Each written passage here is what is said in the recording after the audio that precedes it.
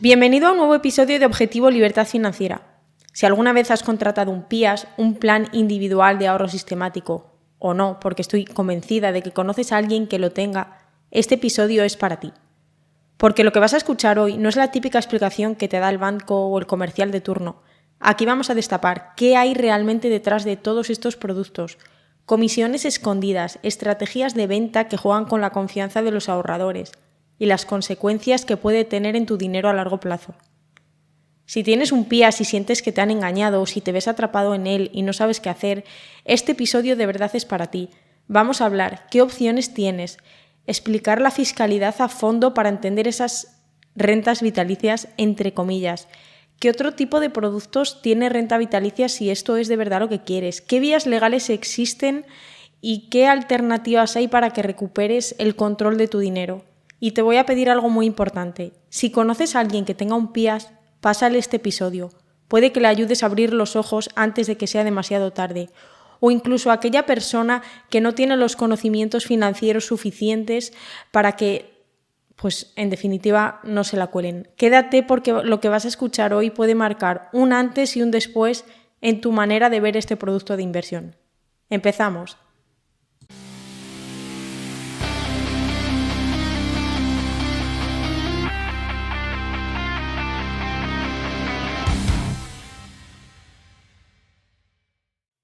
Bienvenido, Adrián, a Objetivo Libertad Financiera. Antes de empezar, me gustaría que te presentaras a la audiencia por si alguien no te conoce.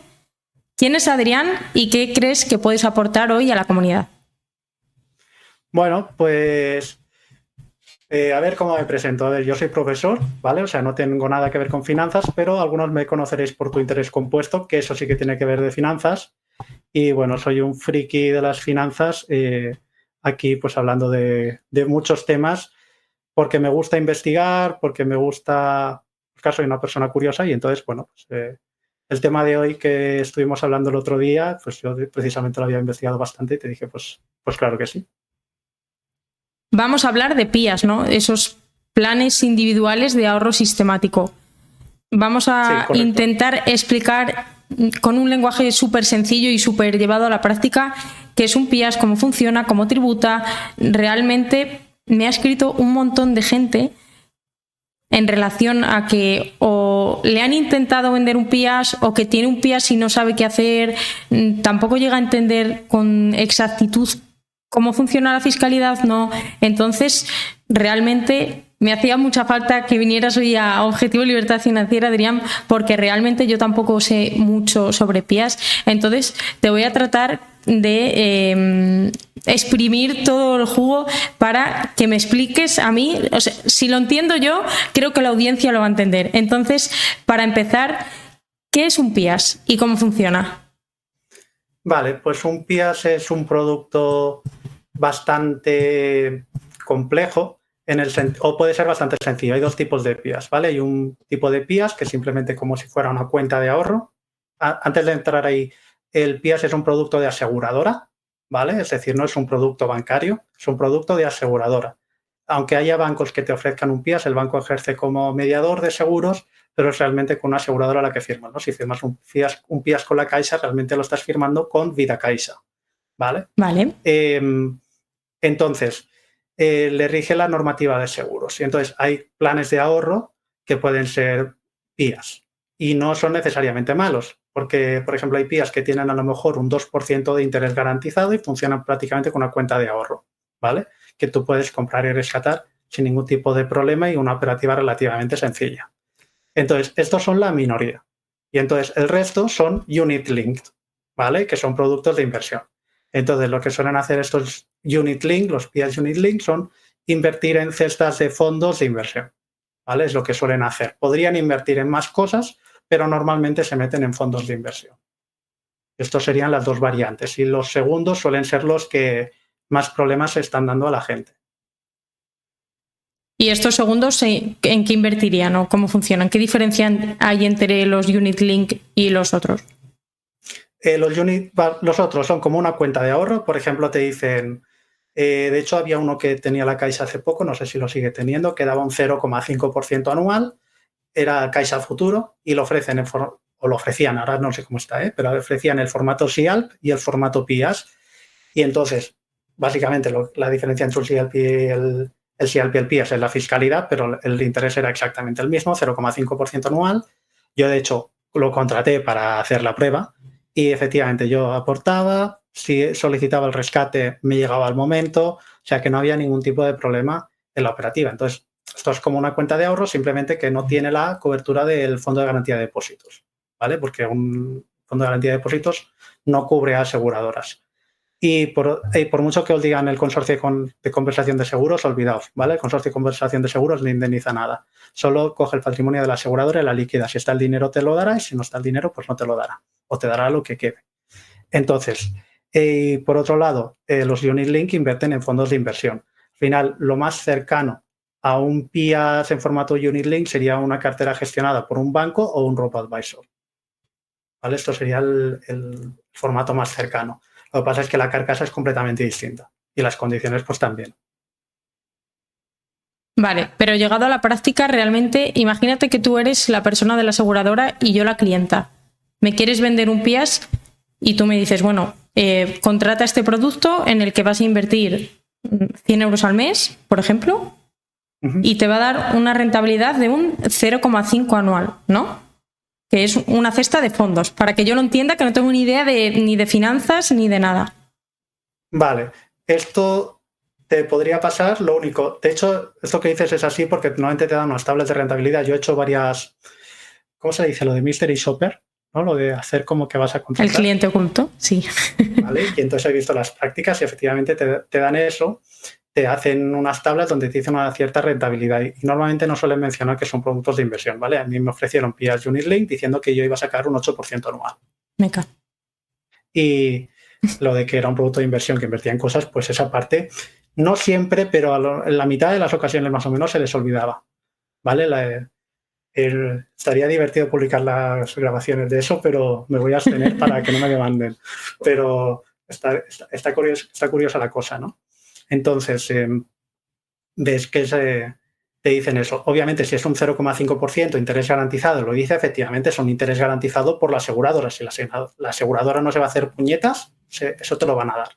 Pero si es eso, Unilink invierte en fondos, vas a depender de la rentabilidad de los fondos y a lo cual lo que va a haber que restar las comisiones que cobre la aseguradora.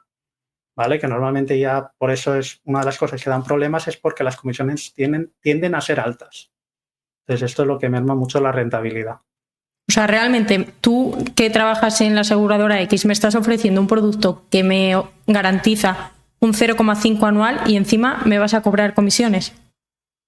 Ojo, aquí estamos mezclando, o sea, los PIAs que garantizan, aquí yo no los critico, o sea, te van a decir una rentabilidad, vale. Y si el mediador hace su trabajo bien, te va a decir la rentabilidad después de todas las comisiones, es decir, que si te dice 0,5 es 0,5, vale. Si te dice 1 es 1, ¿vale? Solo he visto un PIAs, no, pero este era SIAL, perdón, que decía 2,25 y le había que restarle 0,5 o algo así. Pero bueno, lo indicaba, ¿no? Pero lo que pasa es que en grande decía 2,25 y luego, bueno, es 1,75. Pero bueno, está escrito por lo menos, ¿no? No está súper escondido, no está en la información grande, pero está.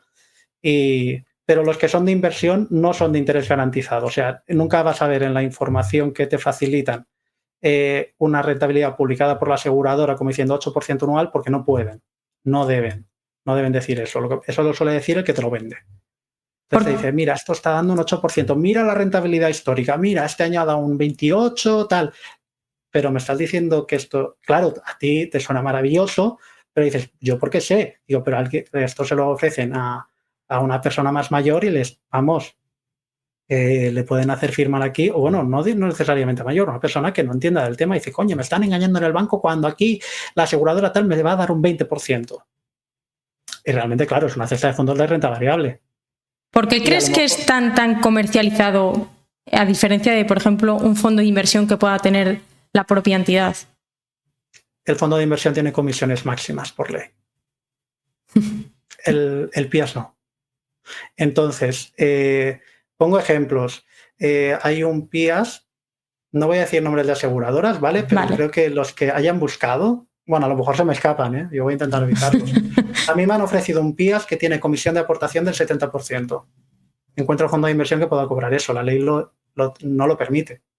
Entonces, en cambio, un PIAS tiene de entrada un 70% de entrada de todas tus aportaciones en el primer año. O sea, es decir, luego, ¿eso tiene límite de aportaciones? Tiene por ley un 8.000 euros. O sea, aportas 8.000 euros, que es el máximo, y se quedan el 70% de esos 8.000 euros durante el primer año, ¿no? Sí, y luego hay que añadirle la comisión de gestión del 1% y el 2% de las aportaciones extraordinarias que hagas en el futuro. Entonces, luego, cuando, imagínate, estás en el año 5, pagas un 2% por la comisión de aportación más un 1% de comisión de gestión. Y luego, por ejemplo, hay otros PIAs. Tenía por aquí yo uno de otra entidad que me la pasó un cliente de esta entidad. Y entonces, no me acuerdo la página. Lo tengo abierto, aquí. Y ahora es un contrato de 55 páginas, vamos, accesible para todo el mundo. Para que se lo lea el cliente y lo entienda todo. Claro, es que esto es lo peor. Mira, comisión de aportación del 80%. ¿Vale? Entonces, esta persona cuando entra, el 80% el primer año y luego en los años sucesivos la comisión varía entre un 4 y un 8% en función de cuántos años de contrato ya has firmado. Entonces, tú haces un contrato a 30 años porque tienes 30 años y piensas recatar a los 60, pues en ese caso tu comisión de aportación en años futuros es 5,60. ¿A ti te han cobrado alguna vez en un fondo de inversión una comisión por aportación? No. Pues aquí ya tienes una. O sea, es que esto debería de ser ilegal directamente. O sea, no ilegal, pero es que haya un tope. Pues como un plan de pensiones, un fondo de inversión. Pues la comisión de éxito en un fondo es máximo lo que sea. Pues no sé, aquí lo mismo. Sí, pero en este caso pues no hay ningún tipo de regulación. O sea, hay regulación, pero en cuanto a las comisiones no hay ninguna. Entonces, claro, a mí una de las prácticas que me hicieron hace unos años, antes de montar incluso Tu Interés Compuesto y todo, yo solicité a través de FINEC asesoramiento financiero, pensando que si me venía a través de FINEC pues me vendrían cosas guay, pero la realidad es que no.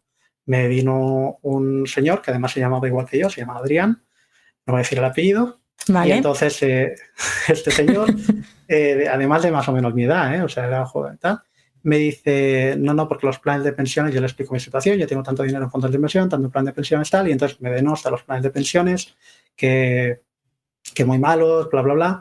Y entonces, efectivamente, luego me vende un PIAS porque la fiscalidad era supuestamente mejor. Yo, según mis números, no. Y además que tenía muchísima más protección, bla, bla, bla, bla, bla, bla. Claro, yo vi que eso no era real. Y entonces me muestra unas cifras de rentabilidad estratosféricas, te dice que va a ir todo súper bien. Y entonces, al final, los PIAs que me ofrecieron fue el del 70% y uno de la aseguradora que ha quebrado, que es el de Forward You. Y habría perdido mi dinero. Entonces dije, fantástico, un asesoramiento, vamos, para quitarse el sombrero. ¿Qué tiene de especial la fiscalidad de un PIAS? Un PIAS te lo venden como que puedes rescatarlo sin tributar. Esto es falso, ¿vale? Es una verdad a medias. Una verdad a medias para mí es falso. Te lo venden como que puedes hacer, que podrás, vas a poder hacer una renta vitalicia y no vas a tributar. Y esto es parcialmente cierto. Entonces, tú rescatas y no tributas por la ganancia, si es que hay ganancia, después de todas las comisiones que te han cobrado. Bueno, ojo, ahora te explicaré otra trampa en lo que hacen, que me parece una burrada, respecto a la parte de las ganancias. Tú imagínate, tienes 300.000 euros invertidos o 200.000, vamos a poner 200.000, porque creo que había un límite de 240.000. 200.000 euros invertidos y se han revalorizado 300.000, entonces hay 100.000 euros de ganancia. Entonces te dicen, si usted hace una renta vitalicia... Explica qué es una renta vitalicia, por si alguien no lo pudiera llevar a tierra. Vale, una renta vitalicia consiste en ir a una aseguradora, le dices, yo te doy 300.000 euros, ¿vale? Te doy esta cantidad y entonces a cambio tú me vas a pagar una renta mensual, ¿vale? que no se va a mantener intacta durante toda mi vida hasta que me muera. Vale. ¿Vale? Entonces, esto puede resultar interesante a nivel de gestión, pero al final no deja de ser como si tú en tus inversiones rescataras periódicamente. ¿Qué tiene de positivo la renta vitalicia? Que si, por ejemplo, imagínate, tú aportas 300.000 euros y te dan, yo qué sé, 10.000 euros al año, porque prevén que tú dentro de 30 años te vas a morir. Si te mueres antes, ese dinero se lo queda a la aseguradora, pero si te mueres más tarde, la aseguradora te sigue teniendo que pagar esos 10.000 euros al año. ¿Vale? Entonces, la aseguradora ese dinero lo invierte como le dé la gana para intentar pues, que ese dinero pues, se vaya revalorizando para garantizar que te puedes seguir pagando, porque si no, ellos les puedes montar un Cristo, ¿no? Ellos estiman, pues bueno, habrá con clientes que perderán, pero que con otros muchos ganarán, porque al final los cálculos que ellos hacen pues, son conservadores y estiman que te van a pagar menos en líneas generales. Pero bueno, luego te sale alguien como mi abuelo que vivió más de 100 años y les destrozan los números, ¿no? Pero es básicamente esto. Entonces, lo que te dicen es, cuando tú vas a rescatar el PIAS, bueno, cuando te lo venden ya te lo dicen, que tú cuando vayas a hacer la renta vitalicia no vas a tributar. Entonces, esto no es cierto, ¿vale? Tú vas a tributar. Sí que es verdad que por la plusvalía tú no vas a tributar, ¿vale? Lo que pasa es que lo que rescates, lo que obtengas de la renta vitalicia sí que va a tributar y vas a tributar sobre el total. Y vas a tener un beneficio fiscal también en esto, pero claro, al final no pago IRPF por estos 100.000, pero luego voy a tener que pagar IRPF por 300.000 y voy a tener una deducción fiscal. Entonces, claro, el cálculo es muy complejo. El cálculo es muy complejo y luego además tienes que entrar el factor de cuándo me voy a morir para ver si sales ganando o no. Entonces es un cálculo muy complejo que al final tú cuando contratas no sabes si realmente si vas a salir ganando o no. Es muy complejo y tienes que estimar distintos escenarios y tú no sabes por dónde va a tirar tu vida de aquí a 50 años. Entonces, cuando tú firmas el producto, la renta vitalicia no la vas a saber porque tampoco conoces ese momento en el que quieres empezar a retirar, ¿no? Correcto. O sea, es todo muy subjetivo. El beneficio fiscal es no solo interesante a partir de los 70 años, ¿vale? Porque a partir de los 70 años, si esto no ha cambiado, la última vez que lo miré, te bonificaban el 90% o el 92%, una cosa así. Va por aquí, está por ahí el porcentaje, ¿no? Pero en cambio, si rescataba los 65, el porcentaje de bonificación ya estaba solo creo que tributaba solo por un 20%. O sea, tenías un beneficio del 80% y si tributabas, o sea, si rescatabas antes de los 65 directamente, cada vez había varios tramos de edad, pero ves que el beneficio es ridículo. Entonces dices, si voy a hacer la renta vitalicia, la voy a hacer muy mayor. Entonces, al final te estás atando mucho. Por ejemplo, lo comparas con un fondo de inversión y un fondo de inversión tienes libertad absoluta. Y la renta vitalicia, otro tema, que la renta vitalicia, esto no te lo dicen nunca, la puedes hacer con un fondo de inversión o la puedes hacer con la venta de una propiedad, ¿vale? Lo permite. Lo que pasa es que los requisitos son distintos, pero también la puedes hacer y también ahorrarte esa tributación. Si yo, por ejemplo, con un fondo de inversión quiero hacer una exención de la plusvalía para hacer una renta vitalicia, lo puedo hacer con 65 años. Entonces, si al final, yo me acuerdo que uno de los comerciales de PIAS decía en algún foro, no, pero es que lo tienes que hacer con 65. Bueno, ya, pero es que en el PIAS técnicamente lo puedo hacer antes, cosa que en un fondo de inversión no. Lo de la renta vitalicia, pero primero, me interesa la renta vitalicia y segundo, el beneficio fiscal de hacer la renta vitalicia antes de los 70 años es tan ínfimo que es que al final me estás atando a rescatarlo con 70. Entonces, ¿dónde está el beneficio? Cuando hablas de hacer una renta vitalicia con un fondo de inversión, ¿te refieres a ir desinvirtiendo poco a poco lo que a ti te hace falta o una renta vitalicia al uso de yo tengo un fondo de Vanguard que vale 200.000 euros, pues te lo custodio, bueno, me lo custodiaría la entidad financiera y yo te voy dando, o sea, ¿una renta vitalicia al uso sobre un fondo existe? Sí, lo que es el procedimiento que yo he ido leyendo en la agencia tributaria y todo en toda la parte normativa sería que yo rescato y entonces yo constituyo la renta vitalicia con ese dinero y entonces yo justifico la hacienda tributaria de, oiga, hacienda tributaria, mezclo aquí las palabras, aquí tengo yo mi rescate del fondo de inversión y aquí tengo mi renta vitalicia, por favor, perdóneme usted el IRPF de esta operación. y entonces en teoría te lo tienen que perdonar. ¿Vale? Supongo que irá por la declaración de la renta. Esto ya no sé cuál es el procedimiento exacto porque como tampoco estoy en la edad de rescatarlo, pues tampoco me lo he mirado más, pero básicamente sería esto. ¿Y de una vivienda? Y de una vivienda por lo mismo, ¿no? Se ve que cuando tienes 65 años y tú vendes tu vivienda, entiendo que es la vivienda habitual, pero no lo tengo 100% claro, pues yo también puedo constituir una renta vitalicia sobre eso.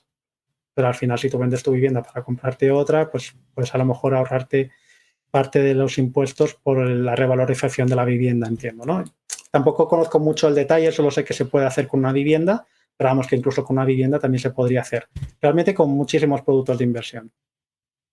¿Y por qué crees que a un PIAS se le denomina como de ahorro? Porque sí que es cierto que ahorras como para el futuro, pero es un producto de inversión, ¿no?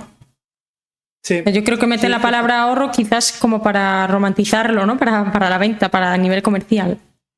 Sí, mira, cuando estaba investigando sobre los PIAS para mi podcast, justamente contacté con unos abogados y me dijeron esto mismo, que ya el nombre, o sea, ya por el hecho de llamarse así, si alguien está atrapado en un PIAS, tiene legitimidad para reclamar. Tú me has vendido un producto de ahorro y lo que he contratado es un producto de inversión. Entonces, eso ya de entrada es malo. Entonces, puedes decir, bueno, vale, te lo compro, pero es que dices, si al menos las condiciones fueran buenas, pero PIAS aceptables hay muy pocos. Por ejemplo, te he dicho lo de las comisiones, no hay comisiones máximas, entonces aquí es salvajadas absolutas. Pero es que luego además, tú cuando contratas un robo-advisor, Indexa, por ejemplo, fíjate que a mí me gusta Indexa, pero va a parecer que los voy a criticar.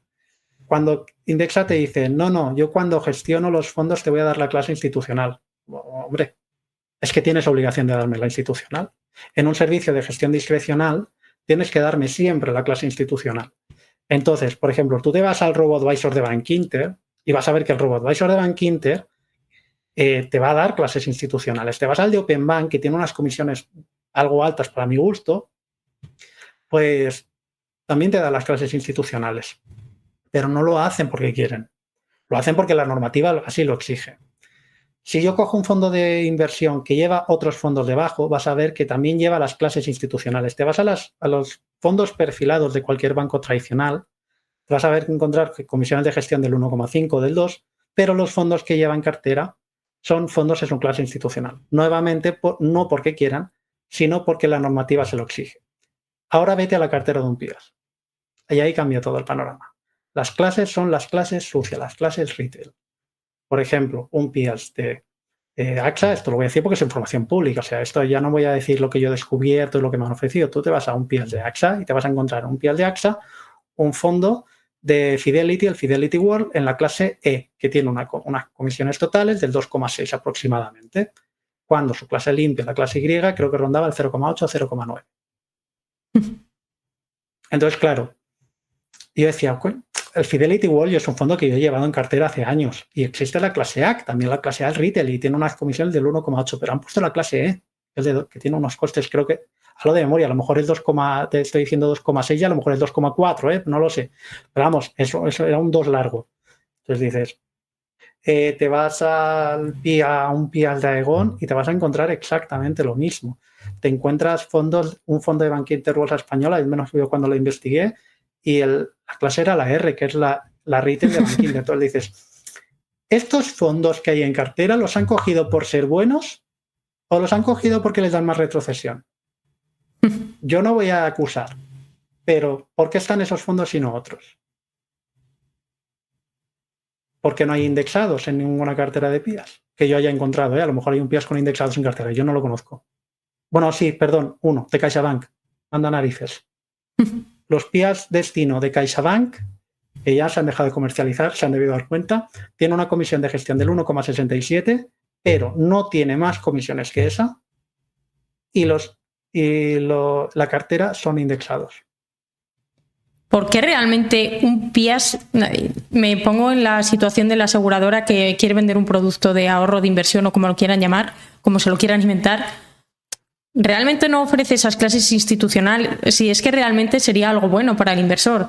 O sea, sería un win-win. Si no estuvieran quizás los PIAS tan mal vistos, pues quizás se venderían más y al final pues todos ganaran, ¿no? Tanto el inversor con productos que hay debajo del PIAS que fueran mejores, tanto como la propia aseguradora porque le tendría más clientes, ¿no? Sí, pero no. O sea, la lógica me dice que sí, pero luego la práctica ves que no. Si tú vas a las webs de las aseguradoras, verás que estos PIAs están escondidos. O sea, ni siquiera lo consideran como algo de lo que estar orgullosos. Si no, estarían en primera plana, pero no lo están. O sea, tú vas a la web de Aegon y no vas a ver ese PIAs en primera plana. Bueno, ojo, no vas a ver el PIAs de Aegon en primera plana el que comercializan intermediarios, ¿vale? Porque ese es del 70%. Se me ocurrió a ver si contratando con Aegon se podía evitar esa comisión del 70%. La respuesta era que sí. En algún foro veía que había más personas así y había incluso algunos mediadores, ¿no? Algunos vendedores que decían que eso era falso. Curiosamente, yo cuando he estado investigando sobre PIAs y pidiendo testimonios he encontrado a una persona que tiene un PIAs de Aegon sin haber pagado el 70% porque lo contrató con Aegon. Entonces, la información de ese PIAs está más accesible. Pero en cambio, los PIAs de AXA, tú cuando vas a AXA puedes contratar unos PIAs con AXA con unas condiciones mucho mejores que si lo haces a través de un intermediario como pueda ser VB. Las condiciones de los PIAs son completamente distintas.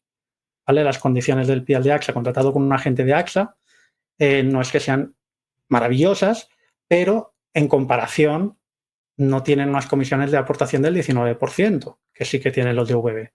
Entonces, yo el de AXA además lo conozco entre comillas porque cuando hice esa solicitud de asesoramiento por FINEC me llegó un agente de AXA y me ofreció un PIAs de AXA y vi que por lo menos, o sea, había el tema de las comisiones, pero digo, bueno, por lo menos la cartera tiene lógica, lo que pasa es que las comisiones son muy altas, ¿no? Pero realmente el asesor se le dio a una persona bastante, o sea, que entendía lo que estaba vendiendo, que entendía el producto, sabía lo que era la diversificación, entendía, por ejemplo, el nivel de riesgo. No me estaba vendiendo la moto, me estaba diciendo que esto es un producto para tal, le pregunté por la renta vitalicia, no me vendió la moto, me dijo que sí, pero que bueno, dice, cuando la ley puede cambiar de aquí a 30 o 40 años. Y nadie te lo garantiza. Claro. Entonces, claro, dice, yo no te voy a garantizar aquí una renta vitalicia de tal, dice, vamos a ver el capital que conseguimos y a partir de aquí me hizo unas simulaciones. Me dijo, mira, el programa me dice moderado, conservador y arriesgado, tú mira la tabla del conservador, o sea, una estimación de rentabilidad, ¿no? Y entonces veía la moderada, calculaba como un 8 o 9% anual y creo que la conservadora era un 6. Entonces me decía, la cartera es la que es, pero tú mira la rentabilidad conservadora, las otras son, a ver, que a lo mejor nos va muy bien, pero dice, la experiencia me dice que normalmente eso te puede pasar 5 o 10 años, pero no te va a pasar durante los 30. Entonces, que no me lo creyera. Entonces dices, bueno, este por lo menos ha sido bastante honesto y lo único que yo le dije, bueno, las comisiones las veo altas. Entonces al final lo descarté. Pero dices, bueno, pero claro, dices, este PIAS tenía una comisión de gestión del 1,5, la aportación creo que era un 2%, es alto, pero me voy al otro, al que me vende VB, con una cartera prácticamente idéntica y en cambio me encuentro con un 19% de comisión de aportación. Entonces dices, a lo mejor el intermediario está ganando algo. Claro. No, de hecho esto es otro problema. Y esto ya es a nivel regulatorio. O sea, muchos problemas que vienen con los PIAs es a nivel regulatorio. ¿Vale? Perdón que voy saltando de tema a tema. No pasa nada, ¿eh? Tú déjate fluir, no pasa nada. Pero es un tema que domino mucho, entonces me voy acordando de muchas cosas y me van viniendo.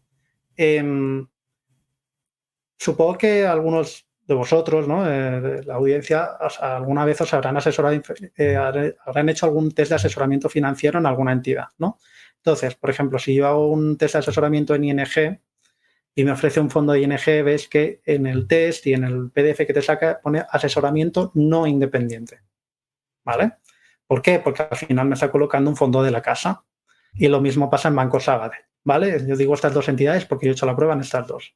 Entonces te dicen claramente asesoramiento no independiente y te dicen el por qué.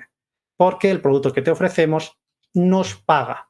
Entonces yo te voy a dar un fondo de, por ejemplo, ING te da un fondo que se llama cartera naranja, que realmente es un fondo de Amundi, que lleva indexados debajo, y como de ese fondo de Amundi, Amundi les paga, ¿vale? Tú no pagas una comisión de custodia, entonces ING tiene que ganar algo y entonces cobra del producto. Y dice, como yo cobro del producto, esto es un asesoramiento no independiente.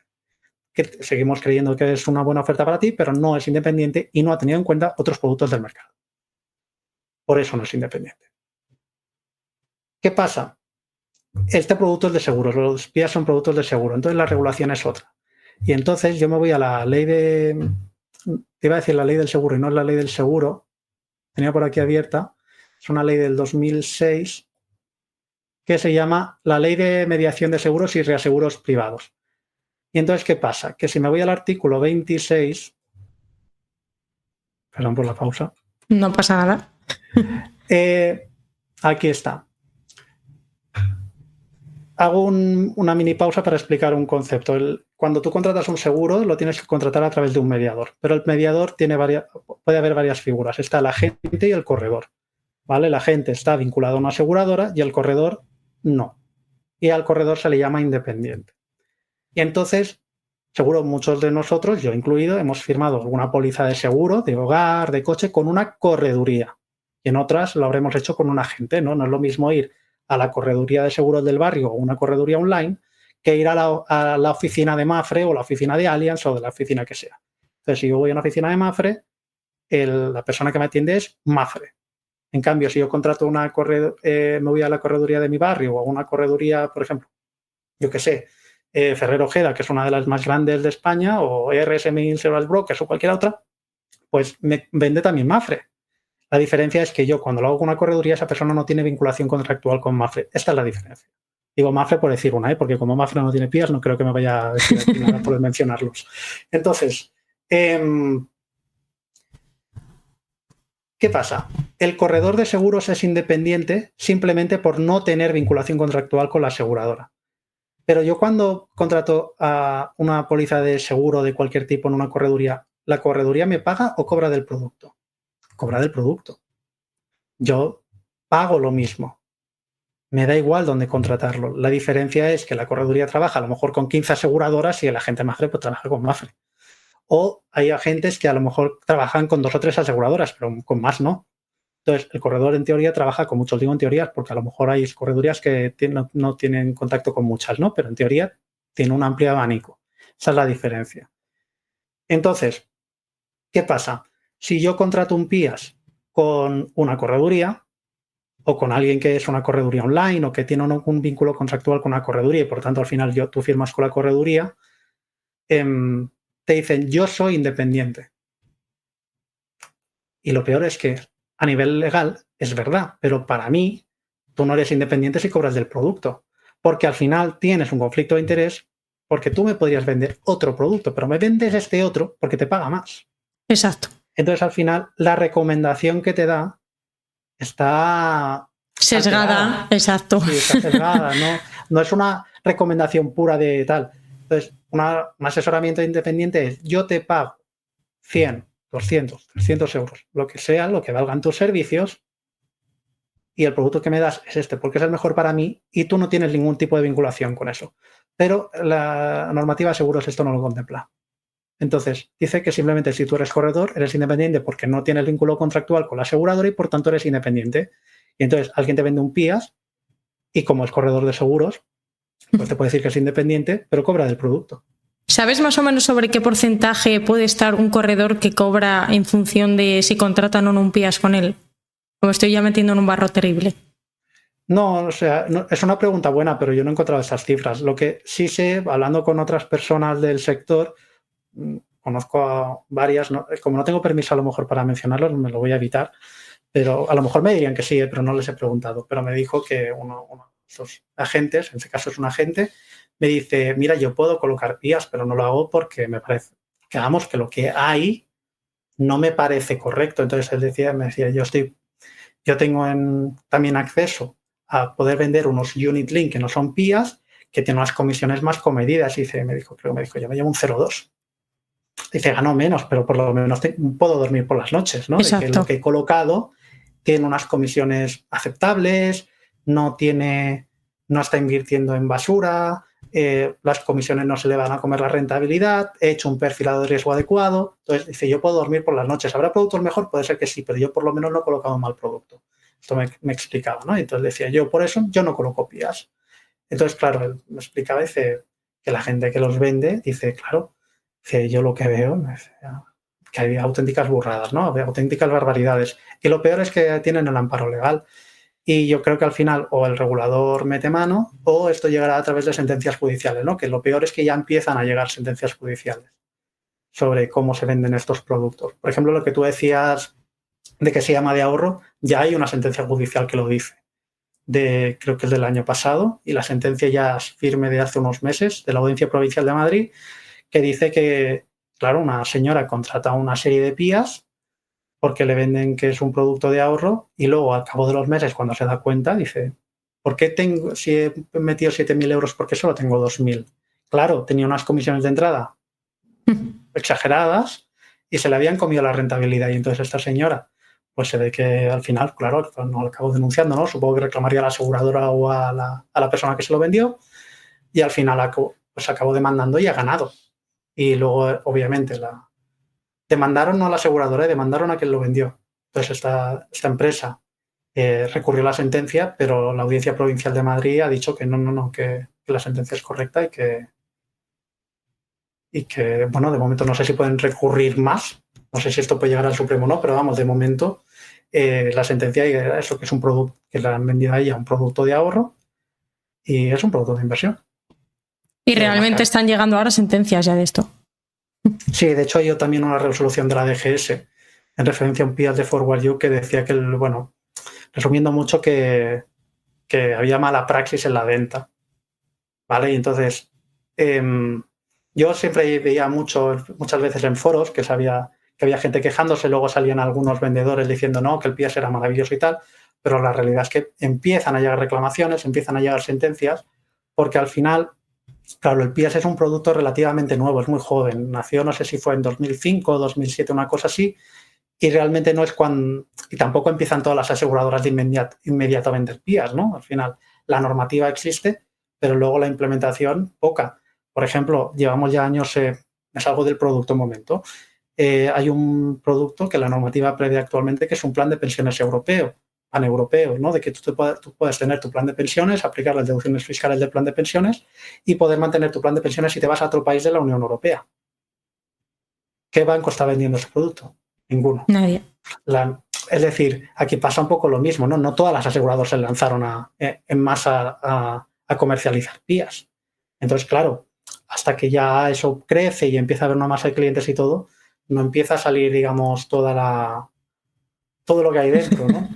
Entonces, claro, yo creo que ahora parece que empiezan a salir los casos, porque es cuando la gente se empieza a dar cuenta de lo que tiene, o cuando a lo mejor, yo creo que también es un tema de vergüenza, ¿no? De si es un producto que lleva poca gente, ¿no? Me pongo, por ejemplo, en 2010, que además después de la crisis, poca gente habría invirtiendo a saco, ¿eh?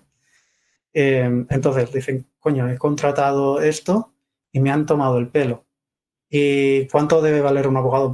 Tal, no me meto en follones, y asume la pérdida. Le han engañado. Entonces, yo creo que habrá también casos así. De hecho, hubo una persona que me contactó que le pasó eso, que contrató uno en 2009 y se dio cuenta de la porquería que tenía en 2014. No, aguantó 5 años y veía que le habían tomado el pelo, pero él seguía reclamando, diciendo, y por favor, y tal, y cómo puede ser, y siempre eran todo excusas, ¿no? El equivalente ahora es que Rusia, es que Ucrania, es que tal, eran excusas de este estilo, ¿no? Con el contexto en ese momento.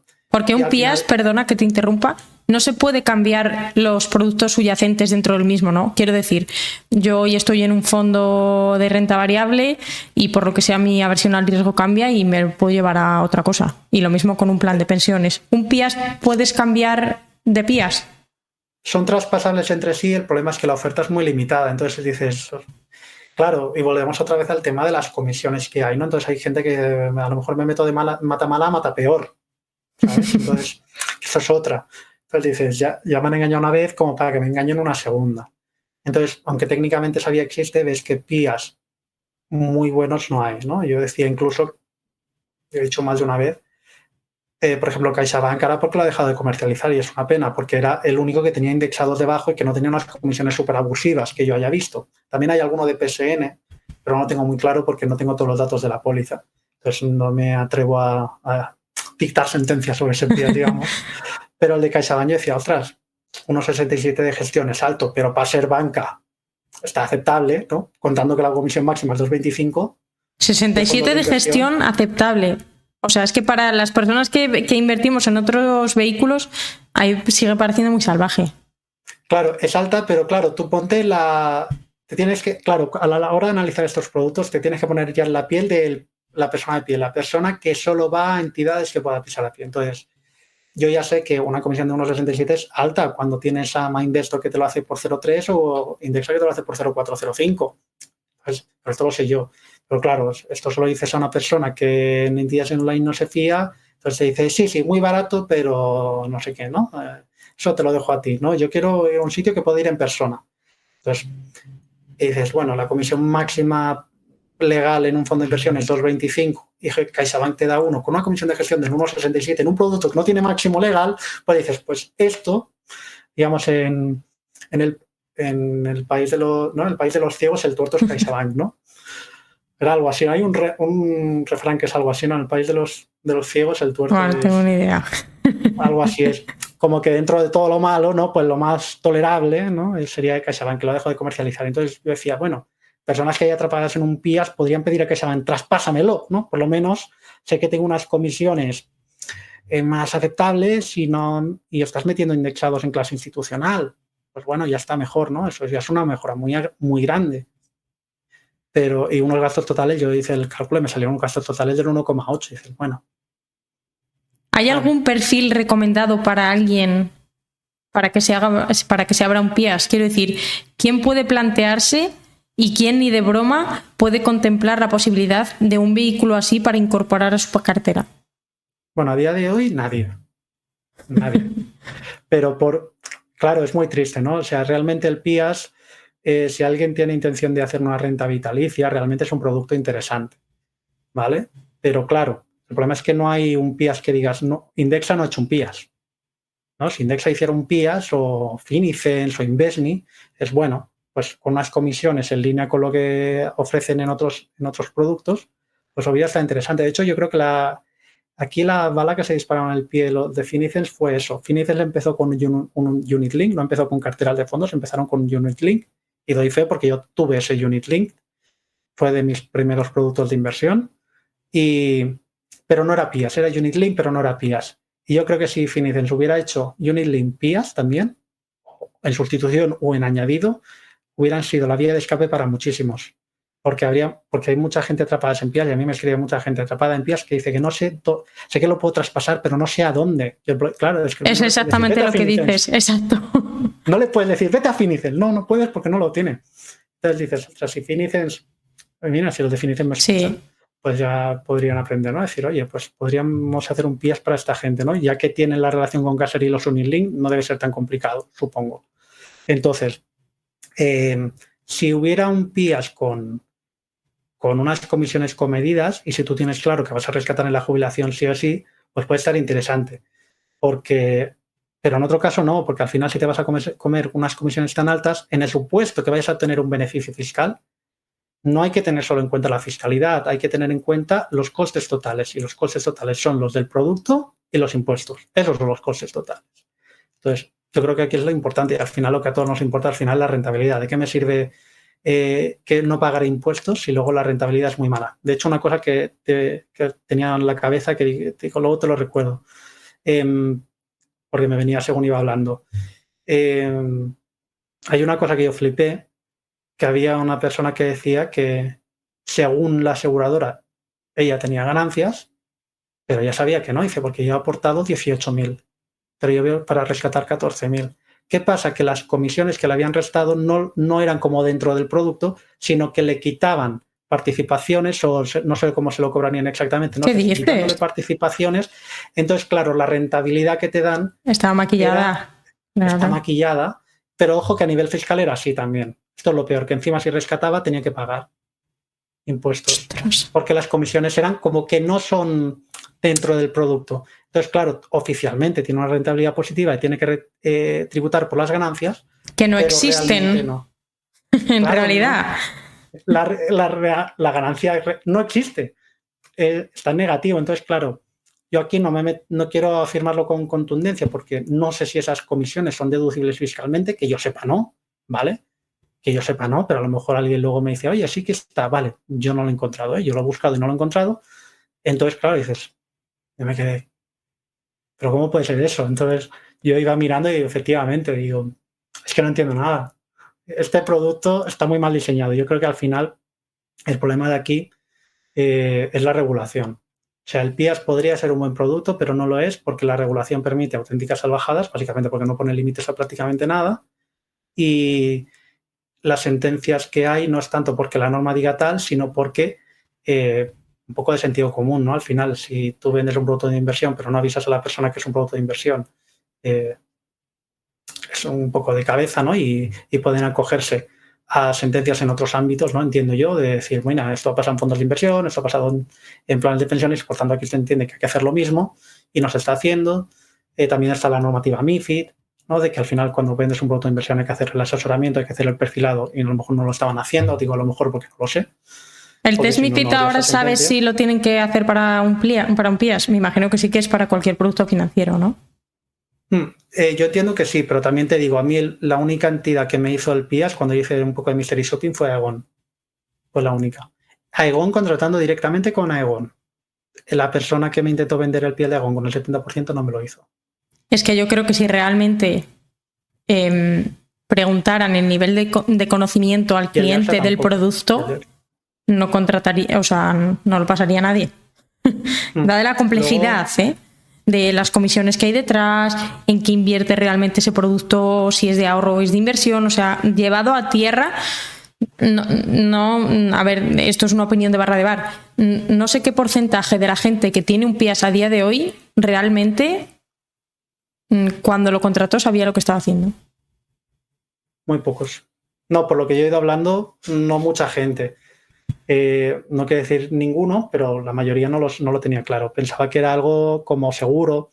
De hecho, un amigo que va a participar en mi podcast me decía lo mismo, ¿no? Decía, yo cuando lo contraté me dijeron que era un producto súper seguro y tal, y al final cuando miro su PIAS, me enseña el contrato, hombre, no tienes mal producto, ¿eh? Digo, contando que viene de la entidad que viene, es la Caixa.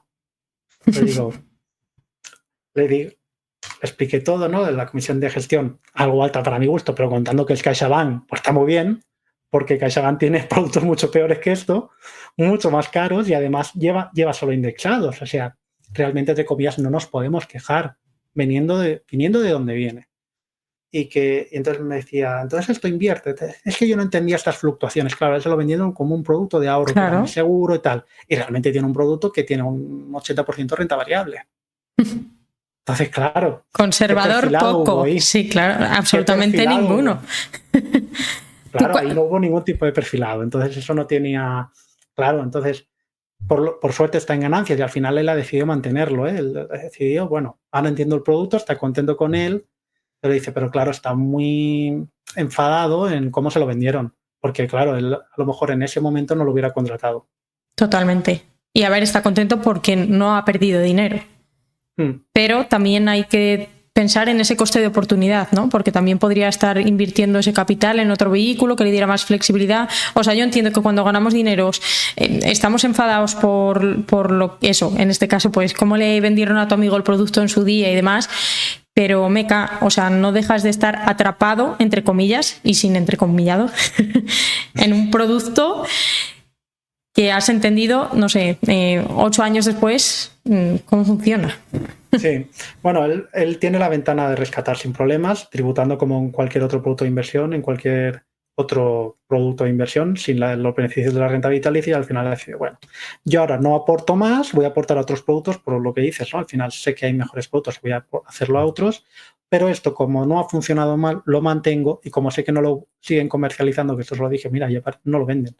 Se lo dejo ahí como por si acaso luego lo quiero retomar, ahí está y ya está, pero más solo por eso. ¿A qué te refieres con la ventana? Porque como el producto ya no se comercializa, vale, con los clientes, él ha decidido, dice, no lo rescato para no perder la oportunidad de volver a aportar, porque imagínate, el gobierno de aquí 10 años da unos beneficios extraordinarios a los PIAs fiscales, muy atractivos, mucho mejor que lo que hay ahora.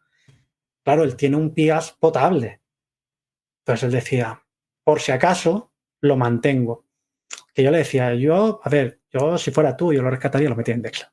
Yo si quieres olvidarte, pero él al final me decía, como viendo este tema y como esto puede cambiar, dice, yo lo dejo. De momento dice, luego a lo mejor ha cambiado de opinión esto, porque esto me lo dijo hace meses. A lo mejor luego ha dicho, mira, sí, lo meto a un indexado, lo meto en MyInvestor o a Indexa o alguno de estos y ya está. Podría ser. Porque eso si lo saca todo, se va a rentas del ahorro, tributa y ya está, ¿no? Sí, tributa como un fondo de inversión normal y corriente. ¿Vale? Va a la misma casilla del IRPF. Entonces aquí no habría ningún beneficio fiscal, habría lo normal, lo estándar. Una cosa importante a tener en cuenta, yo creo que cuando hemos hablado de los riesgos asumidos, ¿no? Hay un riesgo adicional que tienen los PIAs, que esto es importante. No solo la cartera de renta variable o renta fija, lo que lleve, los fondos de inversión, el perfil tal, sino el riesgo de la aseguradora. Que esto ha salido ahora con Forward You, ¿no? Que yo lo decía y había gente en foros que lo decía y nadie los creía. Y a mí, yo cuando lo decía, que creo que me creían pocos, pero yo lo digo, ahora yo creo que ya se ha visto. Hay riesgo de crédito con la aseguradora. Tú cuando ha quebrado, por ejemplo, Esfera, la gente no perdió su dinero. ¿Por qué? Porque las participaciones estaban ahí, se traspasaron a otra entidad comercializadora, que en este caso fue Anmac Investor, y todo el dinero ha estado ahí. El de efectivo no entró, pero porque eso iba por el Fogain y entiendo que el Fogain reembolsó hasta 100.000 euros. Pero las inversiones estaban ahí porque está segregado y las participaciones en un fondo de inversión son tuyas y de nadie más. En cambio, con un PIAS no pasa así, estás en el balance de la aseguradora. Entonces, si la aseguradora va mal, ese dinero no es necesariamente tuyo. Entonces, ahora, por ejemplo, los partícipes de Forward You están en un proceso concursal. ¿Vale? Por ejemplo, yo cuando hice el artículo de Trade Republic, que me cayó un montón de hate y tal, estuve hablando con la persona de Trade Republic que me decía que yo era un exagerado porque tal, y entonces cuando le mostré que no había cobertura del Fondo de Garantía de Depósitos y le enseñé la captura de, bueno, habla tú con el Fondo de Garantía de Depósitos, a mí me dice que no te está cubriendo, ¿no? Que con esta operativa ellos no te cubren, a ti como entidad, me decía, bueno, pero, y digo, y además tu contrato habla del proceso concursal. Me decía, no, bueno, pero es mucho más garantista que el Fondo de Garantía de Depósitos. Digo, bueno, el Fondo de Garantía de Depósitos te devuelve el dinero en una semana. ¿Cuánto vas a tardar tú? Dice, bueno, tal. Digo, un proceso concursal dura años. Ejemplo, Forward You. ¿Vale? El Forward You lleva en quiebra desde... Empezó el tema el año pasado, cuando los intervinieron. Y la gente no podía acceder a su dinero. Y ni va a poder acceder hasta dentro de un par de años mínimo. Entonces, claro, un proceso concursal es muy largo. Si quiebra la aseguradora, primero de todo, no vas a poder tocar tu dinero, y segundo, que el consorcio de compensación de seguros, aunque se haga mencionado, no reembolsa nada. Una cosa que dicen mucho los asesores, entre comillas, que venden estos productos, es que el consorcio no tiene el límite de 100.000 euros que tiene el Fondo de Garantía de Depósitos. Esto es falso. Es verdad, pero es falso.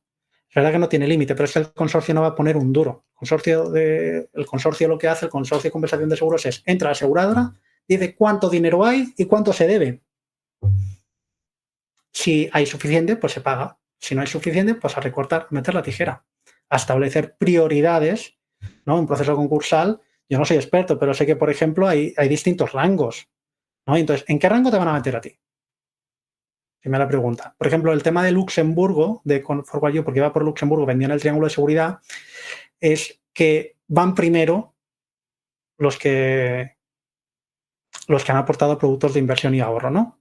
Entonces, en ese sentido, pues tienes una cierta protección de que en el proceso concursal tienes prioridad, pero esto en España no existe, ¿vale? Entonces, analizarán lo que hay, lo que se debe, se establecerán rangos de prioridad, supongo, ¿no? Como en cualquier procedimiento concursal. Y entonces, yo ya no sé cuál es el criterio del consorcio, porque procesos concursales de aseguradoras que hayan sido transparentes, no, yo he encontrado aseguradoras que han quebrado, pero no he encontrado cómo se ha dirimido todo el proceso. Entonces, esto al final es una gran incerteza, ¿no? Va a ir por ejemplo, si mira, esta persona tiene un PIAS que invierte en estos 3 fondos. ¿Está el dinero? Sí, pues se le abona. O va a ser, no, pero es que también tiene un préstamo con la entidad bancaria y tal y hay que pagar primero a la entidad bancaria. Entonces, claro, eso a mí me genera una gran incerteza. ¿Merece la pena correr ese riesgo? Yo prefiero no asumirlo. Totalmente de acuerdo. Porque es que al final... En esto no piensa nadie, ¿eh? En esto que estás comentando. No, se habla muy poco. O sea, es como cuando hablamos de tener acciones frente a bonos, por ejemplo, ¿no? Pues lo mismo, si quiebra la entidad que está detrás, pues hay una prioridad de cobro de unos frente a otros, ¿no? Pues un bonista va a cobrar antes que un accionista, por ejemplo. Pues en este caso lo que comentas, pues es distinto, pero bueno, que hay un orden ahí de preferencia. Pues el bote se va a acabar en un momento. ¿Cuándo se acaba? Pues cuando se termine, pues se terminó.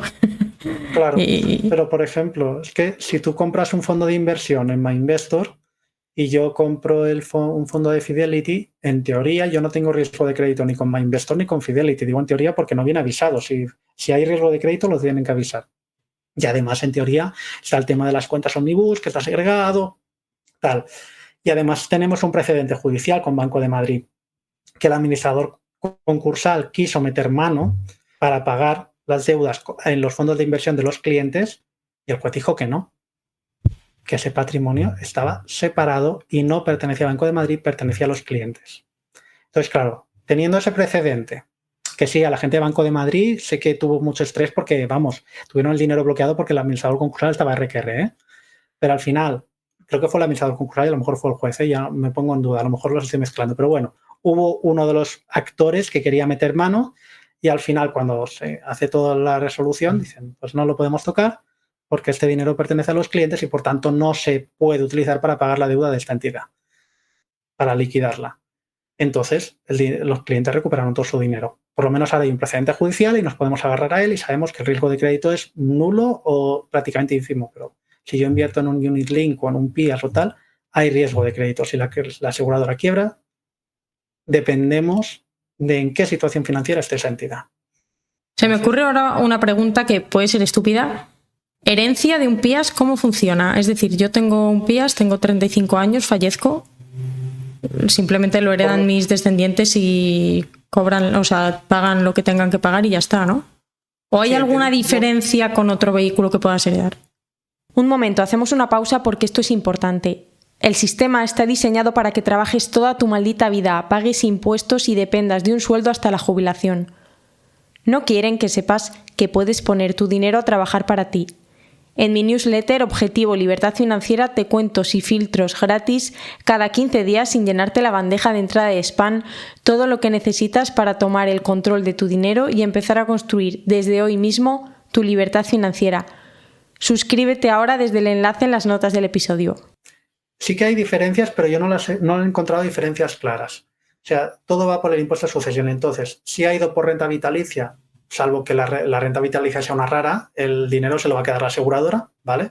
Porque si tú ya estabas cobrando la renta vitalicia es hasta que te mueras. Si te mueres antes, pues ese dinero es para la aseguradora, ha salido ganando ella. 300.000 euros, la empiezas a rescatar a los 65 años, a los 66 te mueres, pues tus herederos, capó. Claro, porque la aseguradora ha asumido el riesgo de que si tú vives más, te lo va a pagar, ¿no? Si ha asumido un compromiso, te voy a pagar 10.000 euros al mes repartidos en 12 meses, y saldrán 800 y pico, y te los va a pagar, y si se acaba el dinero y tú no te has muerto, te lo tiene que seguir pagando. Esto es un poco como, al final es un producto de seguro, ¿vale? Por ejemplo, yo tengo seguro de hogar, ¿no? O tengo seguro de coche. Entonces, claro, habrá gente que es un poco la misma lógica. Yo aseguro un riesgo. Entonces, si yo pago 400 euros de seguro de hogar y yo no declaro ningún siniestro, he salido perdiendo, entre comillas, ¿no? Sí. Pero claro, y si viene un riesgo que cuesta de reparar 20.000 euros y me lo pagan, la que ha salido perdiendo es la aseguradora. Entonces, claro, aquí pasa lo mismo. ¿Voy a salir ganando o perdiendo? Pues depende, ya se verá. Entonces, claro, tú a lo mejor puedes salir ganando. Yo, por ejemplo, este año el seguro del coche, yo pagué una póliza que barata para lo que se está viendo ahora, de 700 y algo, y tuve la tan mala suerte, ¿no? Que iba conduciendo por la autovía y me cayó una piedra. Me cayó una piedra que me reventó el cristal, me reventó el parabrisas. Que tú no ves tú el susto. Pero claro, el parabrisas, que encima el de estos calefactados, tal, cuesta un pastizal y pagó todo el seguro. Entonces, claro, yo al final miro y digo, pues este año, por primera vez en mi vida, he salido ganando. O sea, entre comillas, ¿no? Sí, luego tú te entiendo. Todos los años que llevas asegurado y dices, No me compensa. No ha compensado, pero bueno, el limpiar el parabrisas ha costado pues algo más de lo que ha costado el seguro, si no recuerdo mal. Cuando miré la factura dije, se lo pedí al de Carglass, digo, oye, ¿me puedes sacar la factura? Ya por verla, y cuando la vi digo, ¿cuánto vale? Digo, pues menos mal que tengo un todo riesgo sin franquicia, digo, porque... Entonces aquí pasa lo mismo, ¿no? Si te mueres antes, pues mala suerte, y si vives más, pues fantástico, ¿no? Porque al final esta operación te va a salir en beneficio, ¿no? Has salido ganando. Pero al final... yo también soy un poco escéptico, o sea, vale, tú has aportado 300.000 y a lo mejor sales ganando, vale, pero esos 300.000 si los tienes en una cartera de fondos, yo no soy de dividendos, pero lo metes en una cartera de dividendos que te va pagando dividendos, si esos dividendos que te paga ya te dan para vivir, o si tú vas rescatando y rescatas menos del beneficio que te da tu cartera, a lo mejor sales ganando más por ahí. Muchísimo más. Claro, entonces yo no sé hasta qué punto interesa por esa vía. Entonces yo lo de la renta vitalicia lo pongo muy en cuarentena, ¿no? Yo no digo que haya que descartar la renta vitalicia, más sabiendo que se puede hacer con fondos de inversión, pero yo pediría presupuestos y haría mis simulaciones antes de decir, ay, que mira, me van a pagar tal, vale, pero la opción B, exactamente, ir rescatando cuánto me sale. Pues a lo mejor dices, si voy a obtener una rentabilidad, me pongo conservado 3% anual y voy rescatando un 4%, ¿cuánto obtengo?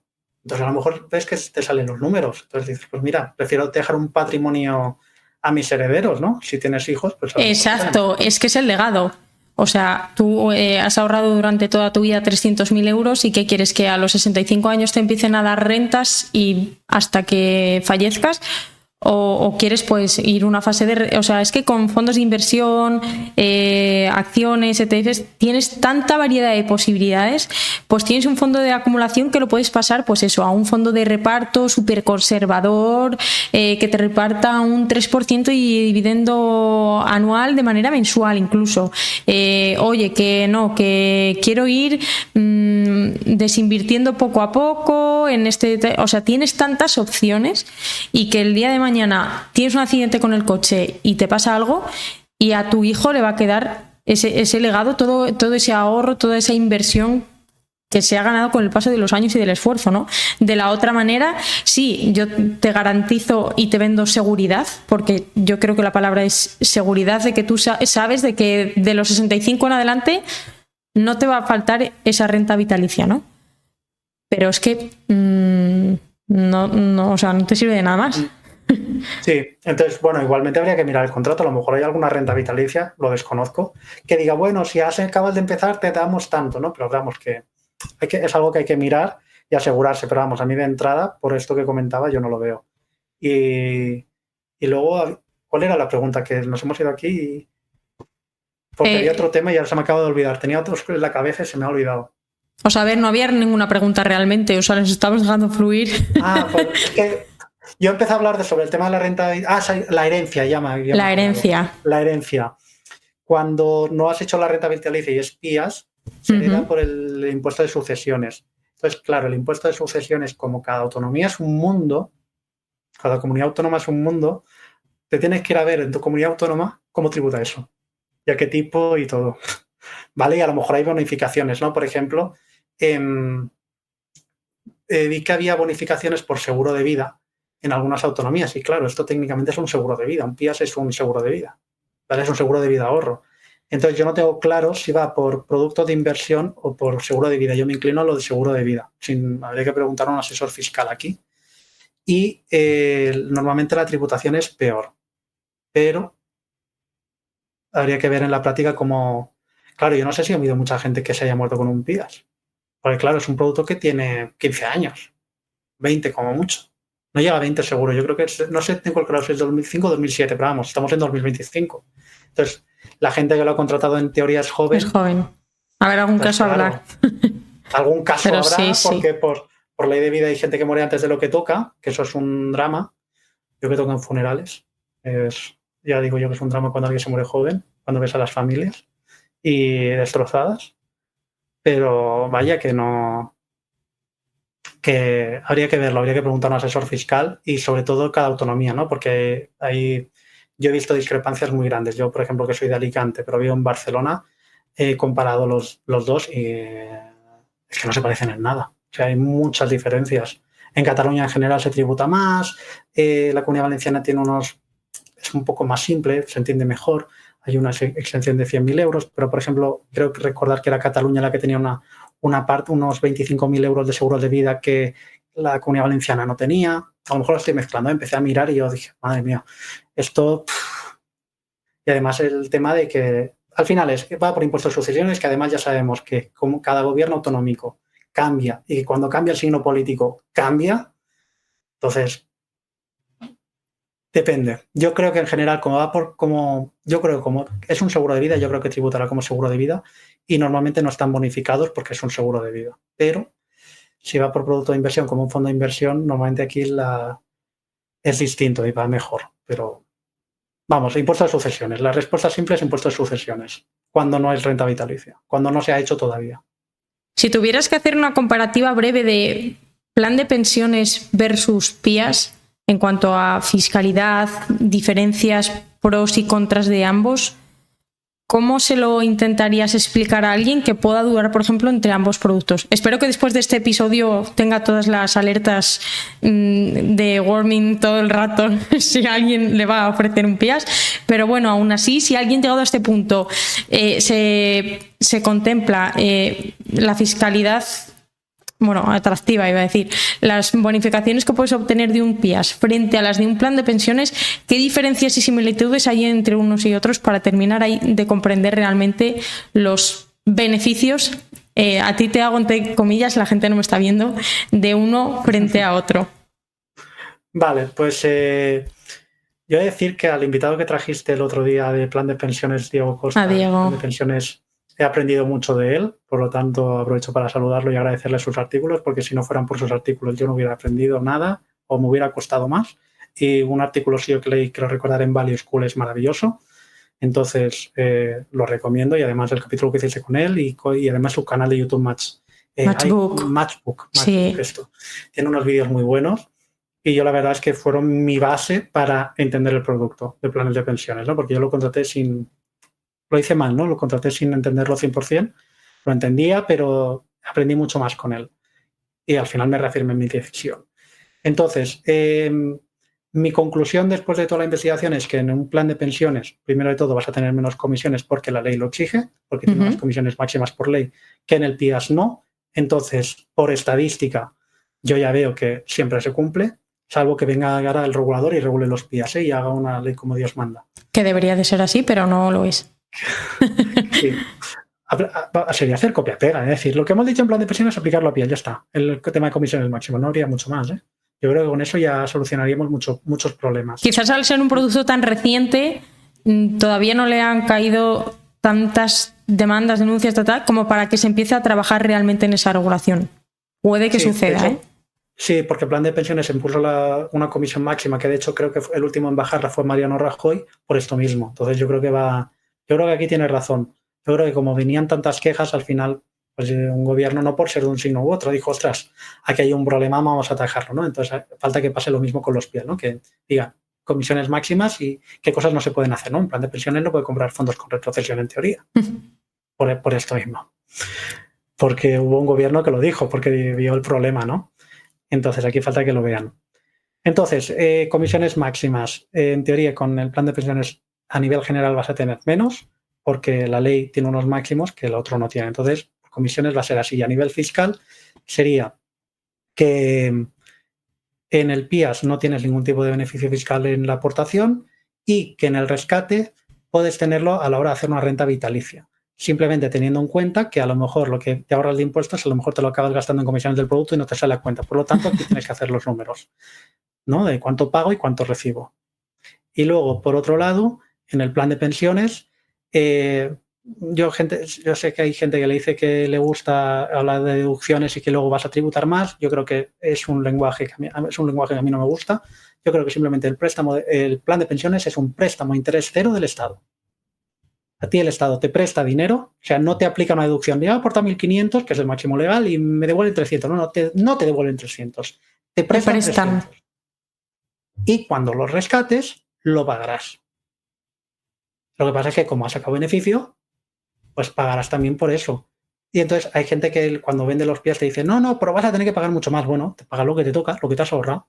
Realmente es un préstamo del Estado a interés cero, porque el Estado no te va a cobrar intereses.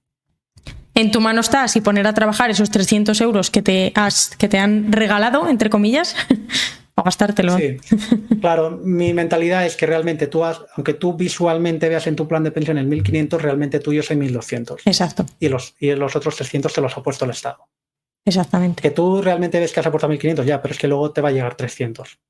Pues como diciendo, oiga, mira, usted aporta tanto, pues mira, aquí tienes sus 300 o 400 euros, depende del tramo en el que estés. Y como usted ha aportado tanto, pues a usted le corresponde tanto dinero, se le devuelve la declaración de la renta. Básicamente eso. Problema, ¿en qué tramo vas a estar cuando te jubiles? ¿Qué tipos va a haber cuando te jubiles? Claro, yo voy a hacer un análisis un poco pesimista. Yo creo que tendremos impuestos más altos, pero que las pensiones van a ser tan ridículas o inexistentes que el tipo nos va a dar un importante momento. Porque, claro, imagínate, claro, es que al final yo creo que la gente no ve los números de la Seguridad Social, la gente los tendría que mirar de cuánto ingresa y cuánto saca. Cuánto ingresa y cuánto gasta. Está en déficit total y la deuda cada vez es más grande. Entonces, al final, yo soy bastante pesimista y yo pienso que aquí habrá una crisis gorda en algún momento. Y como los políticos van posponiendo, porque al final los pensionistas son muchos votos, y voy a decir ahora una opinión de barra de bar, yo creo que la revalorización de las pensiones habría que replantearla. Es y que... no para mal. O sea, yo creo que debería ir por tramos. ¿Sabes que el IRPC va por tramos? Exacto, sí. Entonces, es decir, por ejemplo, ¿el salario mínimo en cuánto está? ¿1.200 creo que es? ¿Por ahí? Sí, 1.200, 1.300, por ahí, sí. Por ahí anda, no sé, 1.200. Pues decir, el equivalente a el primer tramo, los primeros 1.200, no estoy inventando, de tal, tendría que ir a IPC. ¿Por qué? Para garantizar el Eso es. de por lo menos las clases más bajas.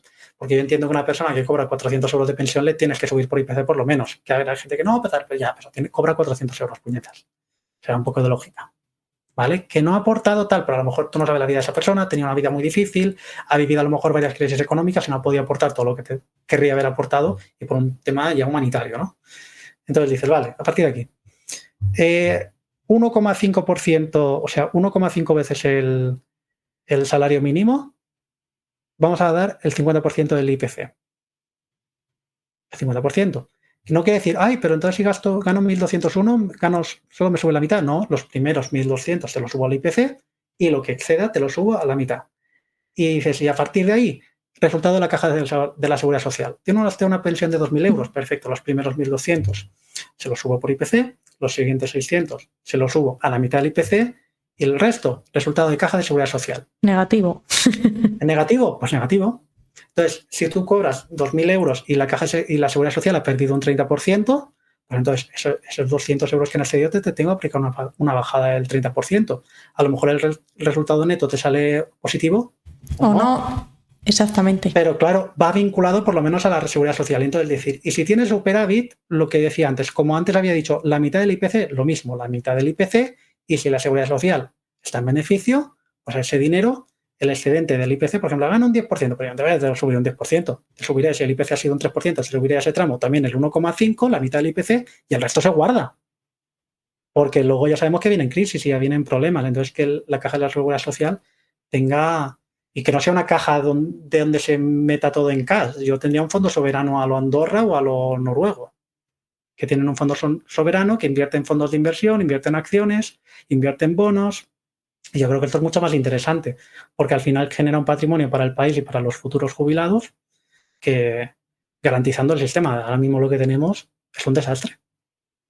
Desde luego. Funciona cuando tienes una natalidad alta, pero no la tenemos. O nos buscamos nosotros las castañas o realmente pinta feo. Sí, yo creo que al final esto va a ir con subidas de impuestos. Yo ahora veo que tributo más de seguridad social por el MEI y el MEI va a subir cada año. Mirad la normativa, el MEI va a subir cada año. Al final de seguridad social antes no retenían un 6 y algo, acabaremos en prácticamente un 9. Luego eso obviamente no va a ser suficiente, entonces se soluciona con deuda, que esto ya estamos funcionando. Entonces la seguridad social se endeuda más. Ahora teníamos la ministra diciendo, no, pero la caja de la Seguridad Social tenemos más dinero. Hombre, no me jodas. A ver, si tienes, decir, bueno, antes tenía 4.000 euros, 4.000 millones de euros, ahora tengo 7.000, pero has pedido prestado 10.000, vamos, no me fastidies. Te has endeudado, tienes más dinero en caja. pero tienes más deuda que antes. Entonces, el resultado neto es peor. Claro, no es el dinero que tienes, es el resultado neto de activos menos pasivos. Entonces, cuánto tienes, cuánto debes. El resultado es peor, entonces no me fastidies. Y al final es por votos y al final llegará un momento que eso se volverá insostenible y entonces veremos, ¡ay, caída la bolsa española un 40%! España tiene que ser intervenida, rescate, tenemos que pedir rescate a la Unión Europea. Tenemos otra vez esta película. Solo que esta vez será peor, porque antes solo hubo que rescatar a las cajas de ahorros y porque teníamos un paro muy elevado, pero ahora no habrá que rescatar a las cajas de ahorro, habrá que rescatar al país. Y eso será peor. Será un rescate a la griega. Adrián, que nos vamos por las riendas. Sí, perdón. Nos hemos ido. Era de pías y al final nos hemos ido a hablar de las pensiones del Estado y de cómo vamos a salir de esta. Bueno, cómo saldrán ellos de esta. Por ir terminando, te voy a exponer un caso. Como bien te comenté, pregunté a la comunidad situaciones personales con pías, ¿no? Antes de pasar a la última parte, para recapitular un poco conceptos claves, llevar otra vez a tierra riesgos, perfil, ventajas, inconvenientes, te voy a comentar un caso de Fran, una persona que me contactó que tiene un pías, y te lo voy a exponer para ver si le puedes echar un cable, ¿vale? Te leo textualmente. Buenas, Marta. Te expongo el caso, bueno, aprovechar para dar las gracias a Fran y espero que le puedas ayudar, ¿vale? Te expongo el caso para ver qué salida digna tengo o para que me orienten un poco lo que puedo hacer. Inicio pías con OVB, que seguramente todos conocemos, en diciembre de 2024. Aportaciones mensuales de 400 euros y actualmente dispone de 2.332 de los 3.600 que debería de tener con esas aportaciones. 4 primeros años con el 10% de comisión anual de lo aportado y el resto de vida al 3% anual. O sea que actualmente está perdiendo unos 270 euros, me comenta, más penalización si retira, más la correspondiente tributación a la renta, obvio. Es con AXA a través de OVV, me comenta. ¿Qué le podrías decir a Fran sobre su pías? ¿Qué puedo hacer? ¿Orientarle un poco? Me habías comentado que conocías este producto en concreto. Sí, este producto lo conozco en concreto, los que colocan de AXA. Me ha dicho un 10 y me sonaba que era un 19, por tanto hasta ha salido bien. Podría haber salido peor parado. Podría haber salido peor en comparación a otras pólizas que me han llegado que tenían el 19. Pero a lo mejor me estoy equivocando, ¿eh? Podría ser que fuera el 10, ¿eh? A mí me suena muchísimo el 19, pero he podido mezclar números. O que tiene otra, ¿no? Distinta, que podrían haber muchos tipos de póliza, que esto también pasa. Primero de todo, que revise el contrato. Entonces, primero de todo, esas comisiones para mí son abusivas y yo creo que tienen recorrido legal. Es decir, argumentando que en cualquier plan de pensiones o en cualquier fondo de inversión esas comisiones no están permitidas. Entonces ya jugar un poco el espíritu de la ley, ¿no? Que simplemente que el legislador no ha pensado en este producto, pero lo ha regulado en el resto, por algo es. Entonces, que esas comisiones son abusivas. Luego, habría que ver si le han hecho el perfilado. Le han hecho el test de perfilado, porque en el momento que no se lo hayan hecho o haya contradicciones, imagínate que en el test de perfilado tú dices que no entiendes este producto. ¿Vale? Imagínate que yo no entiendo la renta variable y me han metido un PIAS con renta variable. O, a ver, si te han metido un 10, a lo mejor se puede justificar, ¿no? Pero si tiene un 60 o un 70% de renta variable, una persona que no la entiende, por ejemplo, le estoy hablando de supuestos, porque no lo sé. Pero si ese test de perfilado no está hecho o el resultado del asesoramiento, la cartera que le han recomendado, es contradictoria con lo que ha respondido en ese test, se tumba en un juzgado. O sea, eso se puede tumbar, ¿vale? Entonces yo no soy abogado, pero vamos, hasta esto es básico. Entonces, aquí tendría que buscar un buen abogado especialista en estos temas, en temas de derecho bancario y de seguros, ¿vale? Sobre todo más en derecho bancario porque llevan el tema de inversiones. Por ejemplo, no me llevo nada por mencionarlos, ¿no? Pero que lo sepáis, que los digo, pero no porque los recomiende ni nada, sino porque sé que llevan estos temas. Fernando Gadín y Loleta Linares tienen un despacho en Madrid, pero supongo que pueden llevar en toda España, que están llevando muchos casos de pías y la sentencia que ellos consiguieron, o sea, la sentencia es suya, la sentencia que existe en la Audiencia Provincial de Madrid, la consiguieron ellos, ¿vale? Entonces, son los primeros en conseguir una sentencia referente a pías, los primeros que han reclamado y además ha sido favorable, que la entidad, que en este caso precisamente era VB, reclamó, ¿no? Y parece que de momento se lo han tumbado todo y ya no sé si pueden recurrir más, pero han ganado. Entonces yo entiendo que por aquí hay vía de escape, ¿vale? En este caso, la sentencia que había contra VD era que le tenían que... O sea, no ya ni penalizaciones ni historias. Es que la sentencia judicial decía que le tenían que dar todo lo aportado más intereses. Entonces yo creo que en su caso la solución es no tanto salir del producto, sino iniciar procedimiento de reclamación judicial. Porque todo lo que sea rescatar el producto es asumir unas pérdidas muy grandes y pagar muchas comisiones. Y al final el que ha salido ganando es la entidad que se lo ha vendido. Y yo creo que una entidad que hubiera sido medianamente diligente hubiera, ya de entrada, ofrecería un producto más económico. Yo creo que lo que hacen estas entidades colocando estos productos no es ético. Será legal, legal es, pero yo creo que no es ético. No. Yo no tengo el estómago de vender un producto que tenga una comisión de aportación del 10%, unas comisiones cada año del 3%, más los fondos que tienen retrocesión y que también pagan a la aseguradora. Y luego, además, si te vas antes, te voy a penalizar, sabiendo que hay cosas mejores allí fuera. ¿Realmente tienes el estómago para vender esto? Bueno, será legal, y habrá gente que dirá, no, esto es legal y yo lo estoy haciendo todo correcto. Bueno, vale. Pero en mi opinión personal, yo creo que no es ético. Entonces yo creo que eso por lo mínimo puede tener recorrido judicial. Entonces mi primer paso sería hablar con un abogado, llevarle toda la documentación, decirle, oiga, me pasa esto, tengo recorrido judicial, y entonces poder explicarle, no, me cobran estas comisiones, tengo este resultado y si dejo de aportar o si salgo me penalizan, por lo tanto estoy muy atado, y el asesoramiento fue este. Porque habría que ver si van a atacar el producto o al asesoramiento. Pues esto ya es un abogado el que tiene que decidir, ¿no? Si es mal asesoramiento o si el producto es muy perjudicial y, o sea, tiene unos costes abusivos, y si hay jurisprudencia y legislación a la que agarrarse. Yo no soy abogado, yo no puedo decir que lo haya. Yo creo que sí, pero yo no soy abogado. Yo soy muy de leerme leyes, leerme contratos, y porque soy un poco friki de esto, pero al final yo no he ido a un juicio a defenderlo. Entonces yo creo que lo mejor que sea un abogado que sea especialista en estos temas, ¿no? Y yo he mencionado a estos dos abogados porque sé que los han llevado y los están llevando. Entonces yo por eso lo digo, no me llevo nada por mencionarlos, no tengo ningún tipo de vinculación con ellos, más allá de que he hablado con ellos en algunas ocasiones, y yo creo que son gente, me da la impresión que son gente que pilota, y de hecho los he entrevistado para mi podcast, o sea que por eso los conozco. Vamos, después de hablar con ellos vi que efectivamente los tíos son top. Entonces yo creo que habría que hablar, si no con ellos, con un despacho que lleve estos temas igual que ellos. ¿Realmente crees que compensa iniciar un proceso judicial con todo lo que ello conlleva, ya no solo la parte económica, para, en este caso de Francisco, para un producto que se contrató hace apenas 8 meses y que no quiero decir que el importe sea irrisorio, ¿vale? Pero no estamos hablando de una persona que lleva 10 años en un PIAS aportando el máximo y tiene 80.000 euros o 60.000 euros. Depende. Es decir, también está la otra vía, claro, que sería reclamar a la DGS, ¿no? Bueno, habría que reclamar primero a la aseguradora, ¿vale? En el contrato tiene que venir por obligación la manera de reclamar. Entonces tú primero puedes reclamar a la aseguradora o al mediador. Entonces yo ahora mismo no sé si VB es correduría o agente.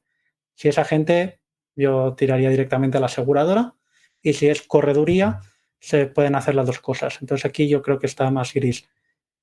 Sí, me suena que son agentes, pero no lo puedo garantizar al 100%. Entonces, si era un PIAS de AXA, pues una reclamación a AXA, mira, me han colocado esto, explicarlo, argumentarlo todo muy bien, yo no entendía bien esto, yo no sabía que iba a estar tan atado, y por lo que sea, ¿no? Argumentarlo bien, hacer una buena argumentación del por qué crees que ese producto no es adecuado para ti, y que por tanto que te devuelvan todas las aportaciones y que no te apliquen ningún tipo de penalización. Yo he aportado, por ejemplo, 1.000 euros, no me acuerdo cuánto había aportado, he aportado 1.000, 3.600. 3.600, yo quiero que me devolváis 3.600 y salir de este producto. Yo este producto no lo quiero. Ahora que lo he entendido, no lo quiero. Y yo creo que no me lo tenían que haber colocado. Si la resolución de AXA es favorable, se lo devolverán, y si es desfavorable, se puede ir a la DGS, y esa reclamación también es gratis. Vale, o sea, como recomendación, quizás seguir estos primeros pasos, ir directamente a la aseguradora, si no a la DGS, y si no ya, pues iniciar un proceso judicial. Yo creo que sí, yo creo que no se anulan entre ellos, habría que asegurarse, pero yo creo que no se anulan entre ellos. Yo creo que puedes hacerlo esto, y si sale mal puedes ir a lo otro. creo, pero habría que asegurarse antes de dar el paso. A malas, si tiene un seguro de hogar, hay seguros de hogar, las buenas pólizas que tienen asesoramiento jurídico telefónico sobre cualquier tema, por preguntar para que le orienten en, oye, si yo hago, quiero decir, para decir, oye, ¿me puedes ayudar a redactar esta reclamación? Eso te lo pueden hacer, por ejemplo. De hecho, en My Investor creo que si tienes... Yo lo tengo, ¿eh? No sé a partir de cuánto es. Sí. Eso es, sí. Que igual no sirve de nada, pero bueno, que ahí está. Por probar, oye, que a lo mejor luego el servicio es una castaña y es una porquería, no te lo puedo garantizar ni te puedo decir nada. Yo tampoco tengo ni idea. Pero a lo mejor, por probar, oye, yo tengo que redactar esta reclamación, ¿me echáis un cable? Y probar. Y asegurarse de eso, oye, si yo reclamo por aquí y luego la DGS, si luego yo quisiera iniciar una reclamación judicial, ¿me lo anula o no? O también tengo la puerta abierta. Si te dicen que sí, pues adelante. Oye, no pierdes nada, es gratis y a lo mejor lo solucionas más fácil. Pero si luego no, pues procedimiento judicial o asumir la pérdida. Pero claro, me dices 3.600 más las comisiones, las penalizaciones y todo, a lo mejor ¿cuánto dinero vas a perder? ¿Y cuánto valen las tarifas de los abogados? Es que a lo mejor dices, es que me voy a gastar 1.000 euros en abogados ya, pero es que total, ya has perdido a lo mejor 2.000, pues exacto. No sé cuánto ha perdido, pero entonces dices, pues ya de aquello pues te perdidos al río, ¿sabes? Entonces no está mal preguntar. Por lo menos ver cuánto me cuesta y que el abogado, vamos, mi experiencia cuando he tenido que hablar con alguno, en general son honestos, es decir, a veces te dicen, mira, no te merece la pena. Totalmente. Por ejemplo, yo tengo un artículo... chorrada, un artículo sobre una entidad y la entidad me mandó a unos abogados así en plan matones a que lo retirara. Y yo, como tengo documentación para probar todo, pues dije que eso se quedaba ahí. ¿Vale? Entonces ellos jugaron a la amenaza, empezaron a llamar a mi lugar de trabajo, entonces yo ya frené a ese abogado. Sí. Entonces yo frené a ese abogado, le paré los pies, ¿no? Me estás llevando a mi lugar de trabajo. Entonces lo siento mucho, pero está dentro del acoso y te vas fuera. Entonces, que si no, iba a iniciar acciones judiciales. Yo ya tenía a mi abogado en marcha de decir, oye, al final me va a tocar demandar a este tío. Le expliqué toda la situación y me dijo, vale. Entonces, al final, esta gente lo que ha hecho ha sido ir por la puerta de atrás, pararon, pero lo que han hecho ha sido hacer denuncias falsas en Google para desindexar el artículo y lo han conseguido. Entonces, ese artículo ya no tiene apenas visitas porque en Google no lo encuentras. Entonces, yo podría demandarlos, pero fue de aquello de, ¿tú monetizas el blog? No, nada. Exacto. Entonces dice, no te merece la pena. Hombre, si yo tuviera una pérdida económica que denunciar, pues sí. Si yo dijera, he perdido 30.000 euros por su culpa, entonces sí. Pero claro, al final lo que yo había publicado era un análisis honesto con datos de, mira, esto es malo, pues, o sea, no he mentido. O sea, tú a mí no me puedes denunciar por decir lo que hay y por opinar. Si yo hubiera dicho que, oye, que esto que he publicado es falso, 100%, me has pedido que rectifique, ¿no? Pero yo de hecho, mi primera respuesta, perdón, fue de hecho a mal, decir, oiga, perdone, pero yo entendía que todo era correcto, por favor, ¿me puede indicar? ¿En qué punto me he equivocado yo? ¿Cuál es lo incorrecto? ¿Cuál ha sido mi errata? Exactamente. Pero no había errata. Entonces, claro, luego me vienen, no, que está causando pérdidas económicas. Pues que a mí no sé sus condiciones, a mí qué coño me cuenta. O sea, si sé lo que hay. Entonces, claro, yo podría haber denunciado y podría denunciar, pero a veces no pierdo, es que no me merece la pena. Entonces, puede aquí pasar lo mismo. A lo mejor el abogado te dice para el PIAS, oye, es que te voy a tener que cobrar 2.000 euros, está en terreno gris. Mira, rescátalo ya, olvídate y asúmelo, y aprende del error. Pero el abogado en general te lo va a decir. Vamos, mi experiencia con abogados, a lo mejor tengo suerte, pero mi experiencia siempre ha sido eso, de te merece la pena o no te merece la pena. Entonces, y en otras ocasiones me han dicho, sí, adelante, tiene viabilidad, vamos a reclamar. ¿Vale? No tiene nada que ver, pero en el edificio donde vivo, al final se tuvo que iniciar un procedimiento judicial contra la promotora. Pero en este caso, los abogados tuvieron una opinión distinta. Hay viabilidad. Y lo que reclamamos es un importe sustancioso como para que compensa todo el proceso. Exactamente. Y las tarifas que te van a cobrar. Entonces me decía, claro, entonces aquí dices, vale. Entonces, al final, los abogados, si son buenos, te lo van a decir claro. ¿Hay viabilidad? No hay viabilidad. Y luego también de ¿te merece la pena o no? Por ejemplo, en mi caso, lo que yo decía de lo que me han indexado el artículo, ¿tiene viabilidad? Sí. ¿Te merece la pena? No. Te vas a gastar un dinero y vas a obtener cero. Cero. Entonces, ¿para qué quieres? Si no te merece la pena. Tiene viabilidad, o sea, es caso ganado, pero ¿qué ganas? Dolores de cabeza. No, claro, es dolores de cabeza. Exactamente. No te no. Entonces aquí pasa un poco eso. Que yo creo que lo mejor es un abogado que lo determine. Adrián, para terminar, para alguien que tenga un PIAS y quiera salir de esa situación, ya hemos visto lo que le aconsejarías hacer, pero ¿qué le aconsejarías a alguien? A ver cómo me explico yo.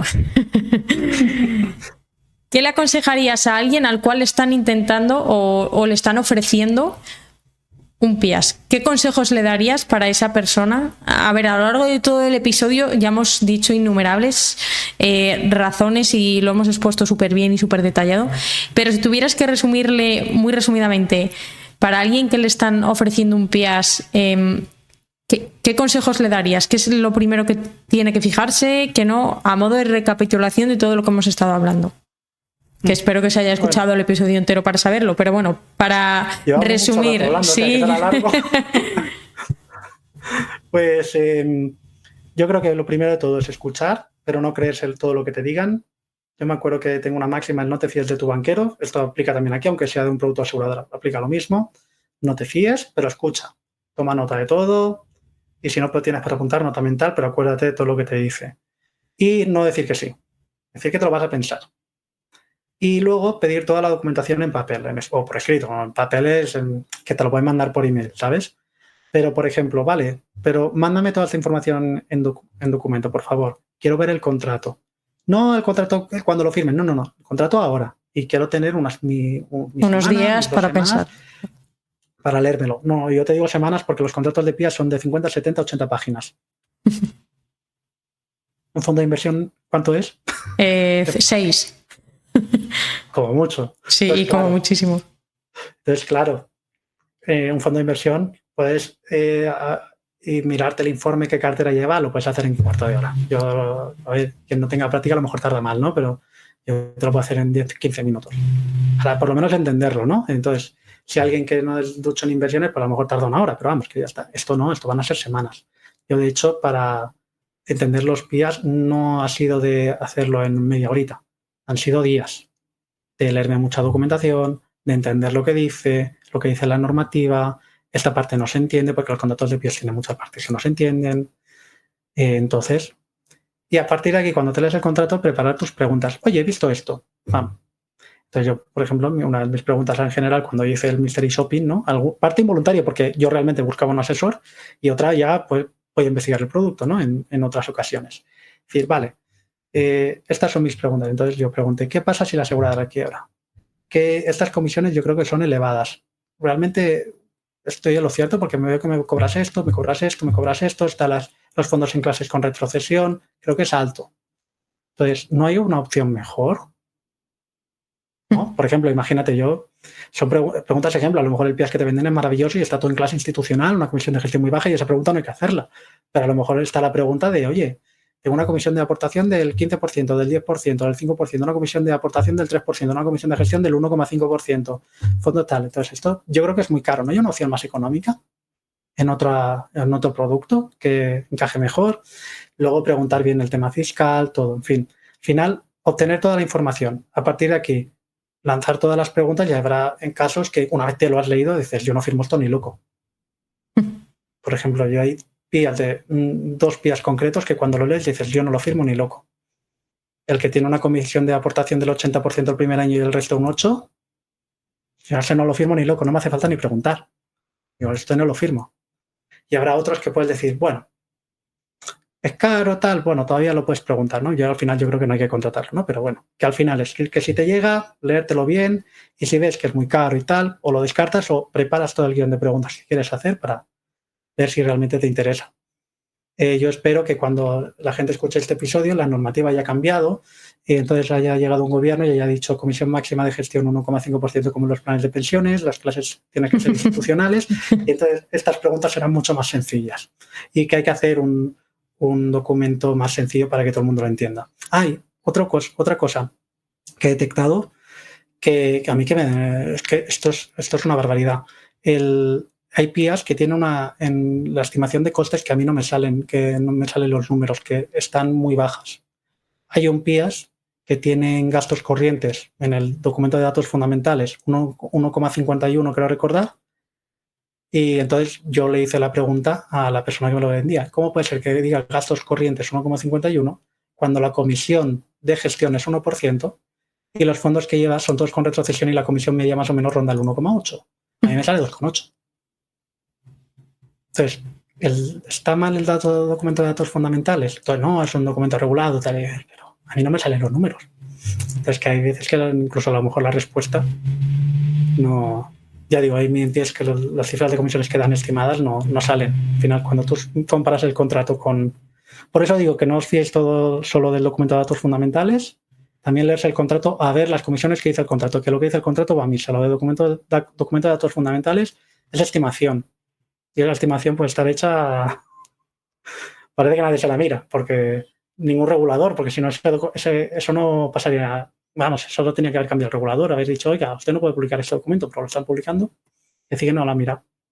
Yo personalmente lo veo un vehículo tan no complejo, porque como tal no es difícil de entender el funcionamiento, pero tan letra pequeña, tanta comisión, tanto sujeto a subjetividad, ¿no? Pues lo tienes que rescatar a partir de los 70 y la renta, o sea, cosas tan subjetivas que si realmente lo que quieres es una renta vitalicia, hay tantas opciones que en mi opinión ya no te merece la pena meterte en el fregado ni de mirarlo ya de primeras. Sí. Es que a día de hoy, sí, yo espero, a ver, yo siempre tengo la esperanza que el regulador al final meta mano y que al final el PIA sea un producto potable, pero es que al final el problema que tenemos con los PIA es el de regulación. Totalmente. A ver, yo fíjate que yo soy normalmente que no me gusta que haya excesiva regulación, pero en este caso es que hace falta porque las consecuencias que se están viendo son nefastas. Y dependemos de la buena fe de las aseguradoras y de los que nos lo venden, pero al final lo que estamos viendo yo creo que es avaricia, porque si si tú quieres realmente proteger los ahorros de tu cliente, no metes unas comisiones por aportación del 70 o del 80%, no metes unas comisiones de gestión altas, no metes comisión por irte antes. Si yo quiero rescatar antes, ¿puedo? Bueno, sí, técnicamente yo te lo tengo que ofrecer, pero te voy a meter una penalización del 5%. ¿Por qué metes eso? Quiere decir que tanto no confías en tu producto. Exactamente. Si no, lo meterías. Entonces, yo creo que aquí tenemos un problema de regulación. Entonces, a lo mejor mi conclusión sería distinta, si hubiera un cambio de regulación, que hubiera unas comisiones máximas y que no pudieran meter fondos con clases con retrocesión, todavía te lo piensas. Y proteger a los asegurados en un proceso concursal. Si la aseguradora se va a la porra, tener las mismas garantías que podría tener en un fondo de inversión o en un plan de pensiones, que esté protegido de balance. Si eso no está, no tiene sentido. Para mí no. Totalmente. Adrián, terminamos. Darte las gracias por venir a hablar de los PIAs. Espero que Diego Costa también te escuche y te mande un saludo. Estoy convencida de ello. Antes de terminar, y si alguien, insisto, aunque no te conoce, cuéntanos dónde divulgas educación financiera, cómo sueles hacerlo, de qué manera, qué contenido sueles publicar. Dejaré, no obstante, todos los enlaces en las notas del episodio, pero te dejo estos minutitos de espacio para que nos cuentes qué divulgas, cómo lo haces, a través de dónde.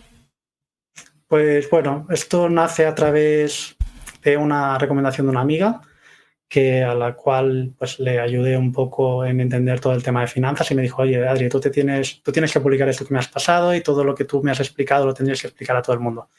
Y esto fue hace muchos años, lo que pasa es que yo lo he ido posponiendo porque al final ya tengo mi vida laboral, tengo mis proyectos personales y esto era más hobby. Y también participaba mucho en foros y al final sí que es verdad que en los foros mucha gente, pues no te digo todo el mundo, hay gente pues, que me tenía como en aprecio y siempre consideraba mucho mi opinión. Y al final dije, pues venga, va, me tiro a la piscina. Fue más culpa de Isma, con quien hago el podcast. Me dijo, oye, Adri, tú tienes que hacerte un Twitter, tú tienes que hacerte un blog, tienes que hacer un podcast. Y el podcast, yo decía, el podcast yo solo, ahí sí que lo enredé. Y entonces, yo creo que eso ha sido guay, ¿no? Porque Isma realmente es una persona que de este tema no sabe y al final es lo que hace gracia, es lo que le da la gracia. Entonces, por mi parte, yo hago el blog, hago los artículos y yo creo que mi criterio a la hora de hacerlos es analizar todo, ¿no? leer hasta la letra pequeña. Y esto viene un poco por experiencia personal. A mi abuelo le intentaron colocar preferentes y no se las colocaron gracias a mi madre, porque mi abuelo no tenía, vamos, sí que sabía leer, pero un contrato ya, él al final había vivido la guerra civil, su educación era básica, ¿vale? La educación básica en la etapa de la dictadura de Primo de Rivera y de la Segunda República. Entonces su nivel educativo era muy bajo y sus conocimientos muy bajos, tirando a nulos. Y entonces mi madre fue, y entonces cuando lo leyó, ¿no? Al cabo de unos días vuelven al banco y le dice a mi abuelo, no lo firmes. Y entonces dice mi abuelo, ¿por qué no? Y dice, porque yo no lo entiendo. Si yo no lo entiendo, tú tampoco. Y yo no lo entiendo. Qué bueno. Y entonces, claro, resulta que luego al cabo de un par de años salieron lo de las preferentes y entonces mi madre dijo, lo que le ofrecieron a tu abuelo. Y efectivamente, eran participaciones preferentes. Y era aquello que mi madre dijo, si yo no lo entiendo, tú tampoco. Entonces, ¿a cuánta gente quería engañar? ¿Y cuánta gente engañaron? Y simplemente la gente firmó por no leerlo, ¿no? Porque se fiaba de la persona que tenía delante. Porque es el experto. O porque es amigo mío de toda la vida y tal. Entonces, mi idea es, a través de análisis profundos de la documentación, que la gente entienda lo que está contratando. Por ejemplo, si yo te analizo, mis análisis muchas veces no son opiniones y ya está, es en base a lo que he leído, en base a toda la documentación, esto es lo que hay. Por ejemplo, cuando yo dije, ahora hablo de Trade Republic porque es el artículo que más, digamos, más bombardeo, repercusión, ¿no? Sí. Repercusión. Mi conclusión fue simplemente leyéndome la documentación y contactando con el Fondo de Garantía de Depósitos, no fue más, ¿eh? Pero claro, el contrato de Trade Republic tenía 70, 80 páginas. ¿Y cuántas veces, yo me incluyo, hemos firmado un contrato con una entidad financiera y no te has leído el contrato? Es que el contrato de Indexa tiene 20 páginas. Yo me he puesto que si tú haces una encuesta a los clientes de Indexa, te sale que el 70% no se ha leído el contrato. Ha firmado con Indexa porque se fían de Indexa. Y me parece mucho el 70. Y ya te digo yo que mucha gente no se lo ha leído. No quiere decir que no le hayan echado un ojo, ¿eh? Yo digo de leérselo de pe a pa. De punto... Pues claro, sí, no entiendo esto, buscarlo, o sea, bien. Yo creo recordar, no andaré muy lejos, ronda las 20 páginas. Son 20 páginas, pero son 20 páginas. El de tu seguro de hogar. Mi póliza de hogar tiene 80 o 90 páginas. Yo mismo no me la he leído entera. Porque cuando lo contraté, yo no tenía tiempo para leérmelo. Que miré la tabla de capitales y miré, sobre todo, yo quería asegurar un par de bienes. Por ejemplo, a mí no me veis, ¿no? Pero yo detrás aquí tengo un piano. Yo tengo que asegurar el piano. Entonces tengo que asegurarme que queda cubierto en póliza. Porque muchas incluyen un límite por objeto, tal. Entonces me fui a lo gordo, ¿no? De decir, quiero que lo gordo esté.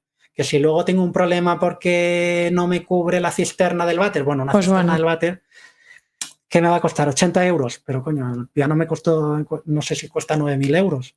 Entonces, claro, eso me tengo que asegurar. Entonces, al final va aquí, ¿no? Es decir, analizar todo el detalle y luego decir, vale, esto es lo que me dicen, pero en la normativa dice esto. Por ejemplo, si la ley, si por ejemplo ese contrato tiene alguna comisión abusiva, pues decirlo, etcétera. Todo aquello que nos tendrían que contar y nadie nos cuenta. Porque al final el que nos va a vender, incluso Indexa, que Indexa yo no lo critico, yo creo que Indexa hace una cosa espectacular y lo hace a muy bajo coste y creo que son necesarios y, digamos, todo mi apoyo. Pero incluso habrá gente que a lo mejor afirma con Indexa y no sabe lo que ha contratado.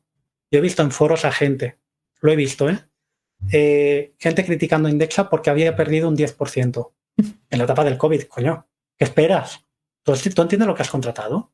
Desde luego que no. Entonces, claro, te estás quejando de perder un 10%, no te has leído lo que has firmado. Entonces tú tienes un producto de inversión, ha caído un 10% y no es culpa de Indexa, es que la bolsa ha caído una barbaridad. Da gracias que has perdido solo un 10. Yo estaba en un menos 20 cuando cayó todo por el COVID. Entonces, da gracias que has perdido un menos 10. Exacto. Pero nada, esa persona no lo entendía. Entonces, quiere decir, hay personas que no se han leído nada.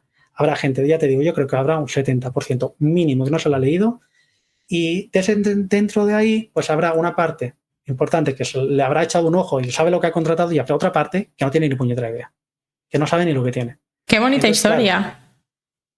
O sea, es que si realmente no hubieras vivido la historia de tu abuelo, que te llega de cerca y te pica ahí en el corazón de joder, o sea, es que pueden realmente engañar a la gente. Quizás no habría nacido este proyecto, bueno, quizás no, seguramente no. Sí, hay dos. Esta es la primera, la segunda es peor. No me digas. Pensé que solo era una. Pues hay dos. cuando falleció mi abuela, mi abuela tenía cuenta bancaria en 2 entidades. Y en la primera, mi madre fue y dijo que, vale, mi madre ha fallecido y simplemente para cambiar la titularidad de la cuenta, ¿no? Y no hubo problema. En cosa de 1 o 2 días ya estaba todo arreglado, ¿no? Le pidieron todo el papeleo, mi madre ya lo llevaba, ¿no? Ya había pasado por gestoría, todo, ya había hecho todo. Entonces le dijeron, sí, pam. Mi madre presentó todo, ya está. O sea, la cuenta estuvo bloqueada 1 o 2 días. Pero hubo otra entidad que mi madre dice siempre, yo cometí el error de decir, vengo a cerrar la cuenta. Porque mi madre no tenía ningún tipo de intención de mantener esa cuenta. Mi madre decía, ella tiene 2, paso todo a una y ya está, ¿no? Y ya está, ¿no? ¿Para qué mantener 2? Dice mi madre, y aquí fue el error. Estuvo el dinero bloqueado 3 años. Le pedían papeles y más papeles y más papeles, que incluso una vez fue al juzgado y le dijeron el juzgado, el papel que te están pidiendo no existe. No sabemos lo que te están pidiendo. Y luego resulta que efectivamente ese papel no existe. Entonces, ¿qué hicieron? Hacer, perdón por la expresión, pero putear. Y encima, luego, le iban cobrando comisión de administración por esa cuenta. ¿Qué hicieron? Cobrar comisión de administración durante todo ese tiempo con la cuenta bloqueada. Que eso yo creo que es ilegal. Tendría que verificarlo, pero yo creo que es ilegal. Yo le dije a mi madre denunciar y al final mi madre dijo de aquello de... Mira, ya está arreglado, nos olvidamos. Ya está arreglado y total, ¿qué vamos a reclamar? Si me han cobrado, yo qué sé, 50 euros al año y está total, 150 euros. Por 150 euros me voy a meter en un juicio y dice, mira, ya está. A la mierda con esta gente y obviamente ya sé con quién no contratar. Entonces, claro, mi madre siempre lo dice, mi error fue esto. Entonces, al final incluso el aprender a saber qué decir, qué no, y que al final mi madre fue con la verdad por delante. Pues, oye, mira, mi madre fallecida y vengo a cerrar la cuenta. Sí, o sea... Pues, que mi madre, y yo estoy de acuerdo con ella, que si hubiera dicho, vengo a cambiar la titularidad de la cuenta y la vamos a mantener, no hubiera habido ese problema. Pero la iba a cerrar. Entonces, claro, la oficina quiere cobrar. Porque esto fue en oficina. Ciudad tradicional, pues ya me dirás. Y entonces, claro, al final hay mucha gente que está así seguro y pasará como con mi madre. Mi madre no denunció. ¿Y cuántos no habrán denunciado? ¿Y cuántos no se habrán quejado? No han presentado reclamación. Muchísimos. La mayoría no reclamamos. Entonces, yo creo que por lo menos es dar herramientas a la gente para que no se vea en la situación de tener que reclamar. Que cuando le vengan las cosas, sepa decir, uy, pueda esquivar las balas. Y si le llegan, pues por lo menos sepa cómo reclamar. Yo incluso hice un capítulo de cómo reclamar al banco. Cuando tengo un problema con el banco y me han cobrado algo que no deben o me están haciendo algo, pues ¿cómo reclamar? Pues al final tú buscas y tanta información no hay, algo hay, pero al final dices, vale, pero ¿por dónde empiezo? ¿No? Al final muchas veces, seguro que os ha pasado muchos en otros temas, no necesariamente finanzas, vale, tú buscas la información, ya la tengo, pero ¿por dónde empiezo? ¿Qué hago? O sea, están inversiones, ¿no? Cuando, vale, tengo claro que tengo que invertir para tener un rendimiento importante. ¿Por dónde empiezo? ¿En qué entidad? ¿En qué invierto? ¿A qué pasa? Pero aquí igual. Entonces yo creo que es hacerlo de manera sencilla para que tú cuando acabes de leerlo o escucharlo digas, empiezo por aquí. O ya sé por qué sitios puedo empezar a ir tirando. Yo creo que es lo importante. Totalmente. Al final, entenderlo, tener herramientas, descifrar el lenguaje, el enigma que hay detrás de un contrato, ¿no? Que tiene tela la cosa. Porque yo al final yo soy profesor, entonces tengo esa ventaja, ¿no? Tengo la habilidad, creo, de explicar las cosas de manera sencilla, explicar lo complicado en lenguaje sencillo. Eso no es tan fácil. O sea, yo si quiero ponerme a soltar tecnicismos puedo, pero ¿sirve de algo? Para un público general no sirve. Obviamente, si estoy dando una clase en la universidad puede cambiar el tema, pero no es el caso. Bueno, sí soy profesor de universidad, que eso es otra, pero ahí hablaré con un lenguaje y a unos alumnos de primero a la ESO les hablaré con otro, y a un público general sobre temas de finanzas, pues les hablo con otro. Y esto es el tema, ¿no? Explicar. Yo creo que al final y creo que lo teníamos que hacer todos, ¿no? Hablar a la gente como gente adulta, pero con lenguaje sencillo y que la gente que lo entienda, ¿no? Porque a veces me da la impresión incluso que hay youtubers que tratan a su audiencia como tontos. Hablo sobre todo de YouTube y TikTok, que te hacen título simplista, te hago un gancho para que, ¿no? Con algo llamativo, ¿no? Lo llaman el gancho, ¿no? El hook. Entonces, te engancho para soltarte 4 conceptos explicados de manera ultra sencilla. Y que te quedes igual que estabas. Que creas que has aprendido algo, pero realmente si tú sabes del tema y lo ves, dices, ¿qué porquería es esto? Entonces dices, a mí me pasa en el 90% de las ocasiones, digo, esto que está diciendo no es así.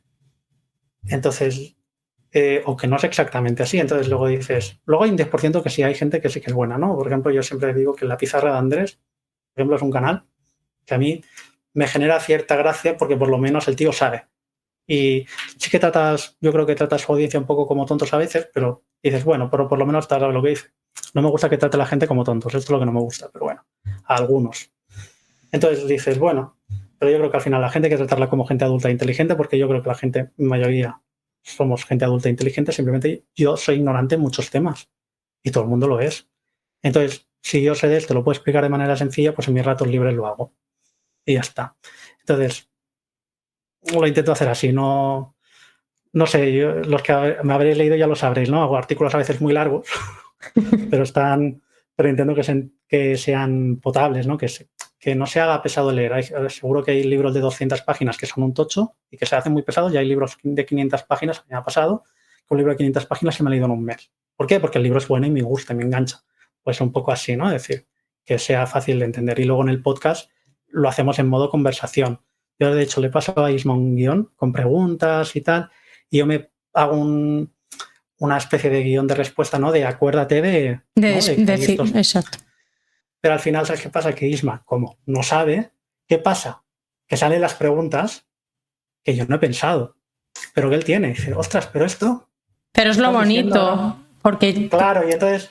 Tú me puedes explicar lo que es una renta vitalicia, pero yo, que no tengo ni idea, te digo, ¿pero qué es una renta vitalicia? Entonces, claro, es como... Pues no había pensado en que me ibas a preguntar algo tan sencillo, entre comillas. Entonces, sin lugar a dudas, has elegido buen compañero. Sí, entonces, claro, pero es lo curioso, ¿no? Entonces, claro, al final recreamos la conversación. Claro, es que el podcast con Isma nació cuando yo decía al principio que no iba a hacer podcast, que solo el blog. Él y yo hablábamos mucho en una cafetería, después del trabajo empezábamos a hablar. Y entonces otro compañero con el que íbamos dice... Esto es el podcast. Claro. Dice, tenéis que hacerlo, pero esto es el podcast. Igual que ahora, pero lo grabáis. Sí, igual, lo mismo. Entonces, claro, y nació así. Entonces yo creo que nos queda muy bien por eso, porque son súper naturales, aunque llevamos... Al principio íbamos sin guión, ¿eh? No había nada. Al principio no había nada. Y al final luego ya cuando eran temas un poco, yo digo, bueno, que a lo mejor a Isma no le interesaban tanto y a mí a lo mejor pues tampoco soy... que me tengo que acordar de ciertas cosas que son cosas tal, y entonces ya empezamos a hacer el guión, pero total luego no lo saltan, no sé qué. Y entonces quedan, pero al final es guay, porque al final quedan... Bueno, y nos hemos saltado todo, ¿eh? O sea que... Sí, ya me he dado cuenta. Pero hemos tocado todo. Es que al final es eso, yo también tengo un defecto, que yo me enrollo mucho, yo hablo mucho. Entonces yo empiezo a hablar y... a mí no hay quien me frene, entonces esto también... Pero bueno, tiene la parte positiva que entonces digo muchas cosas, entonces también puedo dar mucha información. Luego me pongo a hablar de pensiones y todo y mis propuestas que no tienen nada que ver, pero bueno. Adrián, de tu interés compuesto, dejaré todas las notas en la descripción del episodio. Dejaré también enlace directo a unos 3 artículos que vas a escribir más en profundidad todavía sobre los PIAs, por si alguien quiere todavía profundizar un poquito más, que vaya a ellos. Y nada, darte las gracias. Ya no nos enrollamos más. Gracias a ti por invitarme y nada, un abrazo a todos. Gracias, Adrián. Hasta luego. Espera, no te vayas. Hasta aquí el episodio de hoy. Si te ha resultado útil, te invito a compartirlo con amigos y familiares para que también puedan beneficiarse de este conocimiento. No olvides darle a me gusta en la plataforma desde la cual me estés escuchando y suscribirte para no perderte futuros episodios. Tu apoyo me motiva a seguir creando contenido de calidad para acercar la educación financiera a todos de forma clara y directa. Déjame también un comentario para saber qué te ha parecido este episodio. Si tienes alguna pregunta o alguna sugerencia de alguna temática, no dudes en dejármela en comentarios. Estoy deseando leerte. Nos escuchamos en el próximo episodio.